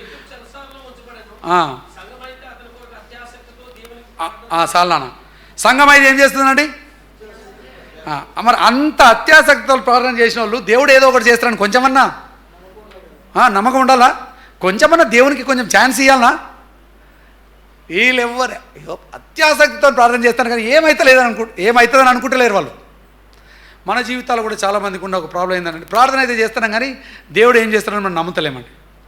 బట్ అందుకే మీకు మళ్ళీ జ్ఞాపకం చేస్తున్నాను, వెన్ యూ ప్రే బిలీవ్, విశ్వసించండి, నమ్మండి, God is going to do something about it. జెన్యున్గా ప్రార్థన చేయండి, విశ్వసించండి. వీళ్ళు ప్రార్థన చేస్తాను కానీ నమ్ముతలేరు. ఆ రోడా అనే అమ్మాయి తలుపు దగ్గర పోయి పేతురు స్వరం విని ఉరికొచ్చి వీళ్ళకి చెప్తుందండి. వీళ్ళు ఇంకా ప్రార్థన చేస్తారు. అక్కడ ఏమన్నది? అత్యాసక్తితో చేస్తారు. మరి ఎట్లా చేస్తున్నారు? కానీ అత్యాసక్తితో ప్రార్థన చేస్తుంటే ఈ అమ్మాయి వచ్చి అంకుల్ పేతురు వచ్చినాడు అంట. పేతురు వచ్చినాడు అంటే వాళ్ళకి ఎంత నమ్మకం ఉన్నది చూడండి ప్రార్థన మీద. మళ్ళీ వీళ్ళు మనలాంటి వాళ్ళు కాదండి, వీళ్ళు అపోస్తులు. మంచి పెద్ద విశ్వాసం ఉండి చాలా అనుభవం ఉన్న వాళ్ళే. వీళ్ళ అమ్మాయిని ఏమంటారు తెలుసా? ఏమన్నారు? పిచ్చిదానా. అట్నే అంటారే, పిచ్చిదానా. పేతురు ఎందుకు వస్తాడే? పేతురు ఎందుకు వస్తాడు? నేను అనుకుంటా ఈమె ఏమన్నదో నాకు తెలియదు. నేను పరలోకం పోయినాక రోజాను ఒక క్వశ్చన్ అడగాలనుకున్నాను. నేను ఎందుకు వస్తాడు అనుకునే దానికి ఏం చేస్తున్నారు మీరు ఇక్కడ? నేనైతే ఖచ్చితంగా అదే క్వశ్చన్ అడగండి. పేదరు ఎందుకు వస్తాడే అని అంటారు. ఎందుకు వస్తాడు అనుకునే దానికి ఇంత అత్యాసక్తితో ఏం చేస్తున్నారు మీరు ఇక్కడ? అత్యాసక్తితో ప్రార్థన చేస్తున్నారు కదా. But what are you expecting? Nothing. మనం కూడా అండి వాళ్ళని చూసి ఏం పెద్ద నేను క్రిటిసైజ్ చేస్తాను. మన బతుకులు కూడా అట్లనే. ఫస్ట్ ఆఫ్ ఆల్ ఆసక్తితో ప్రార్థనే లేదు. ఒకవేళ చేసినా దేవుని మీద నమ్మకం కంటే మనకు ఆ ఎంపీ ఆ ఎమ్మెల్యే ఈడో ఆడో ఎవడో సాయం చేస్తారనే చూస్తున్నాం, కానీ దేవుడు చేస్తారని ఎవ్వరు నమ్మట్లే. ఆమె చెప్తే కూడా పిచ్చిదానా అని అంటారు. పిచ్చిదానా. పేదరు ఎందుకు వస్తాడే? ఆమె ఎన్నిసార్లు చెప్పాల్సి వచ్చిందో. మలబోయింది, తలుపు తీసింది. తలుపు తీసి ఇంకా పేతురు వచ్చి అక్కడ ఉంటుంది, చాలా బ్యూటిఫుల్ ఉంటుంది. ఆ ఆనందంలో ఇక ఆమె అక్కడ ఉండకుండా తలుపు తీసి వస్తే పేతురు వస్తాడు. పేతురు వస్తే వాళ్ళ రియాక్షన్ ఏంటో తెలుసా అండి? 16వ వచనం ఉంటుంది. చూచి విభ్రాంతి నొందిరి. నువ్వేనా అని విభ్రాంతి నొందిరట. నేను అనుకుంటా ఈ స్టోరీ అంతట్లో మెయిన్ క్యారెక్టర్ ఏంటంటే ఈ రోదా అనే అమ్మాయి చూస్తుంది కదా, ఆసక్తితో ప్రార్థన చేస్తుంటే ఆయన వచ్చిండు. నేను పోయి తలుపు తెరిచి పేతురు వచ్చినంటే మీరు నమ్మలే. ఇప్పుడు తలుపు తెరిస్తే ఆయన వస్తేనేమో విభ్రాంతి పొందరు. ఇంతసేపు మీరు అది చేసింది ఏంటిది? If you really prayed you should expect God to do something కదా. And when God did something ఎందుకంత అని ఎందుకు అంటున్నారు మీరు? అంటే మీ దేవుడు అంత చేతగానుడు అనుకుంటున్నారు మీరు? మీరు ప్రార్థన చేస్తే అండి, believe God is going to do something about it. అయితే మీరు ప్రార్థన చేసిన ప్రతిసారి దేవుడు అడిగినవన్నీ ఇవ్వడండి. ఒక భక్తుడు చాలా బ్యూటిఫుల్గా రాస్తాడు. దేవుడు there is no unanswered prayers అని అంటాడు. అంటే జవాబు రానటువంటి ప్రార్థన అనేది ఉండదంట. Every prayer God answers. ప్రార్థన చేసిన ప్రతి వాడికి ప్రతి ప్రార్థన కూడా దేవుడు ఒక జవాబు ఇస్తాడు. అయితే నువ్వు అనుకున్న జవాబు కాకపోవచ్చు అది. మనకు ప్రాబ్లం ఏంటంటే నువ్వు అనుకున్నది వచ్చేది అది జవాబు రాని ప్రార్థన. ఆయన క్లియర్గా చెప్తాడు, జవాబు ఇస్తున్నారా బాయ్ ఇయ్యా అంటున్నావు. అయినా మనం జవాబు రాని ప్రార్థన అంటారు, ఎందుకంటే నువ్వు అడిగింది రావట్లేదని. యాక్చువల్గా జవాబు లేని ప్రార్థన లేదండి. There are no unanswered prayers. Every prayer is answered. అయితే ఆ భక్తుడు ఏమంటారంటే every prayer is answered in 4 ways. ఒకటి, God will say yes, have it అని ఇస్తాడట. కొన్నిసార్లు no, I will not give it అంటాడట. నువ్వు ఎంతనా మొత్తుకో, ఎంతనా అడుగు, 40 రోజులు ఉపవాసం ఉన్నా ఇవ్వ అంటే ఇవ్వ. ఎందుకు? అది నా చిత్తం కాదు. I want give it to you. మూడోది, wait, this is not the right time. నువ్వు అడిగినావు కానీ ఇది సమయం కాదు. సో దేవుడు ఎస్ అని ఇవ్వచ్చు, నో అని రిజెక్ట్ చేయొచ్చు, వెయిట్ అని ఆపొచ్చు. ఇది సమయం కాదు, ఇస్తా కానీ ఇది సమయం కాదు. ఈ 3 కాక ఇంకో జవాబు కూడా ఇస్తారండి దేవుడు. 4వది, నువ్వు ఇంకా ఎదగాల్సింది చాలా ఉంది, నేను అది ఇవ్వగలను కానీ ఇప్పుడు నువ్వు దాన్ని హ్యాండిల్ చేయలేవు.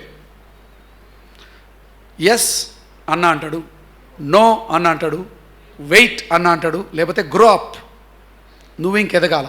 ఇస్తా కానీ ఈ స్టేజ్లో ఉంటే నీకు ఇవ్వను, యూ హ్యావ్ టు గ్రో, నువ్వు ఇంక ఎదగాల, ఎదిగితే నీకు ఇస్తా అంటాడు. అట్లా దేవుడు అనేకమైన జవాబులు ఇస్తాడండి. అన్ఆన్సర్డ్ ప్రేయర్ అనేది ఏమి లేదు. మీరు ఏ ప్రార్థన చేయండి దాంట్లో ఏదో ఒక ఆన్సర్ ఉంటుంది. Yes, no, wait or grow.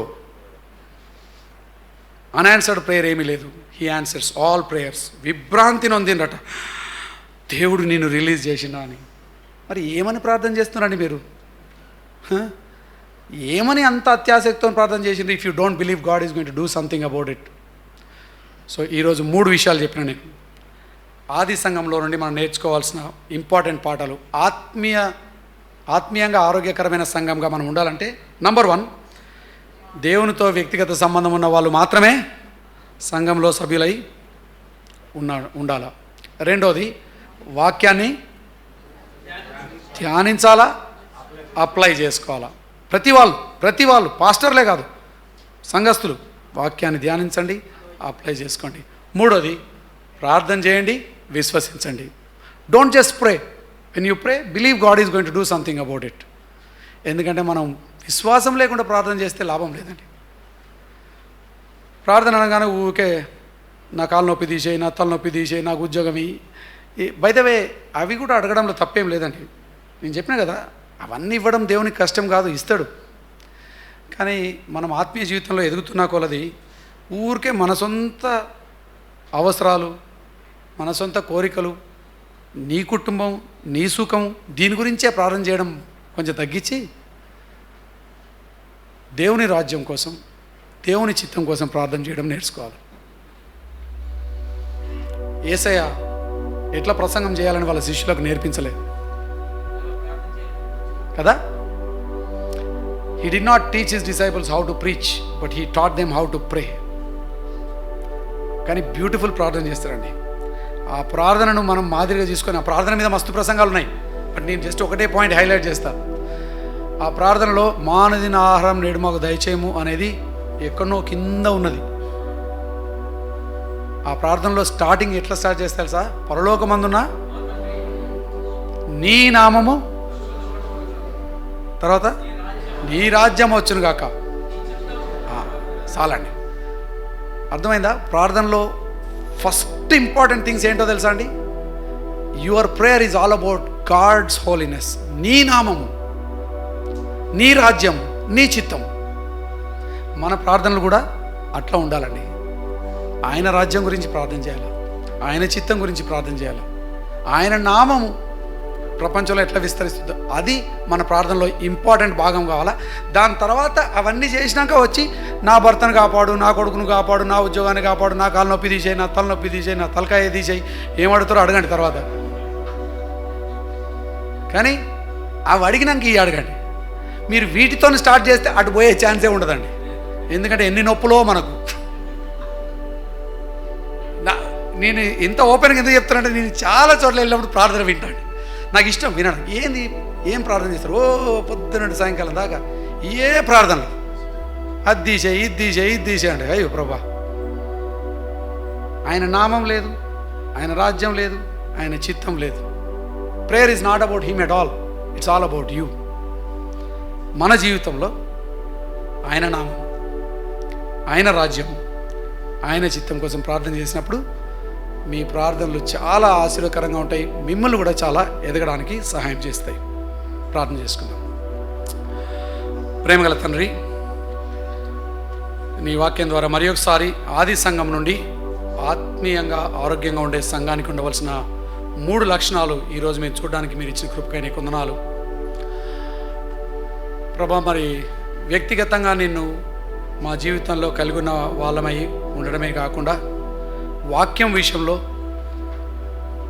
సీరియస్గా ప్రభా, ప్రతి దినం కాకపోయినా వారంలో 1-2 సార్లు అయినా నీ వాక్యాన్ని ధ్యానించడానికి, స్టడీ చేయడానికి, స్టడీ చేసిన వాక్యాన్ని అప్లై చేసుకోవడానికి సహాయం చేయండి. వాక్యం గురించి వాళ్ళేమంటున్నారు వీళ్ళేమంటున్నారు ఊరికే వేరే ప్రసంగికుల గురించి వాక్యాలు వినకుండా ఊరికే బైబిల్ తెరిచి దేవా నాతో మాట్లాడు అని బైబిల్ చదివే అలవాటు మాకు అనుగ్రహించండి. వేరే వాళ్ళు చెప్తున్నది కూడా మేము వాక్యానుసారంగా మేము ఎగ్జామిన్ చేసే అంత మెచ్యూరిటీ మీరు మాకు అనుగ్రహించండి.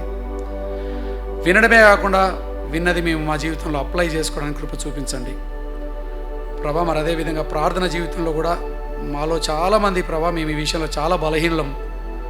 అసలు నిజంగా కూడా మేము ప్రార్థన చేయట్లేదు. ఒకవేళ చేసినా ఊరికే మా సొంత అవసరాలు, మా సొంత సుఖం, మా కుటుంబం, మా రాజ్యం గురించే ఆలోచిస్తున్నాం కానీ నీ రాజ్యం గురించి ఆలోచించలేదు, నీ చిత్తం గురించి ఆలోచించలేదు, నీ నామం గురించి ఆలోచించలేదు. మమ్మల్ని క్షమించండి. ఇప్పటి నుండి ప్రభా మేము విశ్వాసంతో, సమర్పణతో నీ రాజ్యం కోసం, నీ చిత్తం కోసం, నీ నామం కోసం ప్రార్థన చేస్తూ నీకు మంచి సాక్షిగా జీవించే కృపను మాకు అనుగ్రహించమని యేసునామములో ఈ ప్రార్థన అడిగి వేడుకొంచున్నాం తండ్రి. అందరూ లేచి నిలబడి ముగింపు ప్రార్థన చేసుకొని ఆశీర్వాదాలు తీసుకుందాం. ఇంతవరకు దేవుడి 2 సెషన్స్లో కూడా మనతో మాట్లాడినందుకు మనం ఏదో విని వెళ్ళిపోవటం కాదు కానీ నిర్ణయాలు తీసుకోవాలి కదా. ఇంకా ప్రభుతో సంబంధం లేని వారమైతే ప్రభుతో సంబంధం కలిగి ఉండటానికి నిర్ణయం తీసుకోవాలి. అలానే వాక్యం విషయంలో, ప్రార్థన విషయంలో మరి మనం తీసుకోవాల్సిన నిర్ణయాలు మార్చుకోవాల్సినవి ఉంటే కదా. దేవుని వాక్యం వింటున్నప్పుడు దేవుని వాక్యము అద్దము లాంటిది, వాస్తవాన్ని చూపిస్తూ ఉంటుంది. కాబట్టి వాస్తవ పరిస్థితిలో అంటే వినేటప్పుడు మనకు బాగా అనిపించవచ్చు కదా. కానీ వాస్తవం ఏంటి, దేవుని వాక్యానికి ఇవ్వాల్సిన ప్రాధాన్యత, ఆ సమయాన్ని మనం ఇస్తున్నామా, అలానే ప్రార్థన జీవితం అనేటువంటి వాస్తవం ఎట్లాగుంది, ఆ వెలుగులో మనము ఆలోచించుకొని దేవుని దగ్గర కూడా సరి చేసుకోవాల్సి ఉంటే సరి చేసుకొని ఇంకా ఇంప్రూవ్ చేసుకోవటానికి, అర్థమైందా, వాక్యంలో ప్రార్థనలో కూడా ఇంకా మనం ఎదగాలి, సంవత్సరాలు గడుచుండగా అనేటువంటి నిర్ణయాలు మనం తీసుకోవాలి. మీరు ఒకసారి మళ్ళా రీక్యాప్ చేసుకోండి.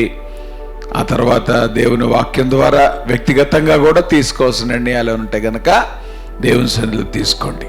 ఏమా ప్రార్థన చేసుకుందాం. ప్రార్థన చేసుకొని మనం సెలవు తీసుకుందాం. ప్రేమ కలిగిన మా ప్రభువా, మీకు పరిశుద్ధ నామానికి స్తుతులు, స్తోత్రాలు, వందనాలు. ఈ ఉదయకాల సమయంలో ప్రభా మరి అన్నను మీరు నిలబెట్టి 2 సెషన్స్లో కూడా అనేకమైన విషయాలు ప్రభా మీరు మాతో మాట్లాడుతుండగా ప్రభా వాస్తవ పరిస్థితులు చూపించేది నీ వాక్యం గనుక నీవు చూపించేటువంటి వాస్తవాన్ని ప్రభా మేము గ్రహించడానికి, గమనించడానికి, సర్దిద్దుకోవటానికి, మార్చుకోవటానికి, కేవలం విని వెళ్ళిపోవటం కాకుండా ప్రభా నీ వాక్యము చేత మేము కన్విక్ట్ చేయబట్టడానికి, ఆ మార్పు నొందినటువంటి జీవితాలతో ఇంకా రాబోయే సంవత్సరాల్లో నీ కొరకు ప్రభా ఇంకా బలంగా ముందుకు కొనసాగటకు అటువంటి ఆత్మీయ జీవితాన్ని ప్రభా మీరు మాకు దయచేసి మీరే ఘనత, మహిమ, ప్రభావాలు పొందండి. తిరిగి సాయంత్రం సెషన్లో కూడా ప్రభా మీరు కృప చూపించమని ప్రార్థన చేస్తూ చేరువచ్చిన ప్రతి బిడ్డను, ప్రతి కుటుంబాన్ని మీరు దీవించి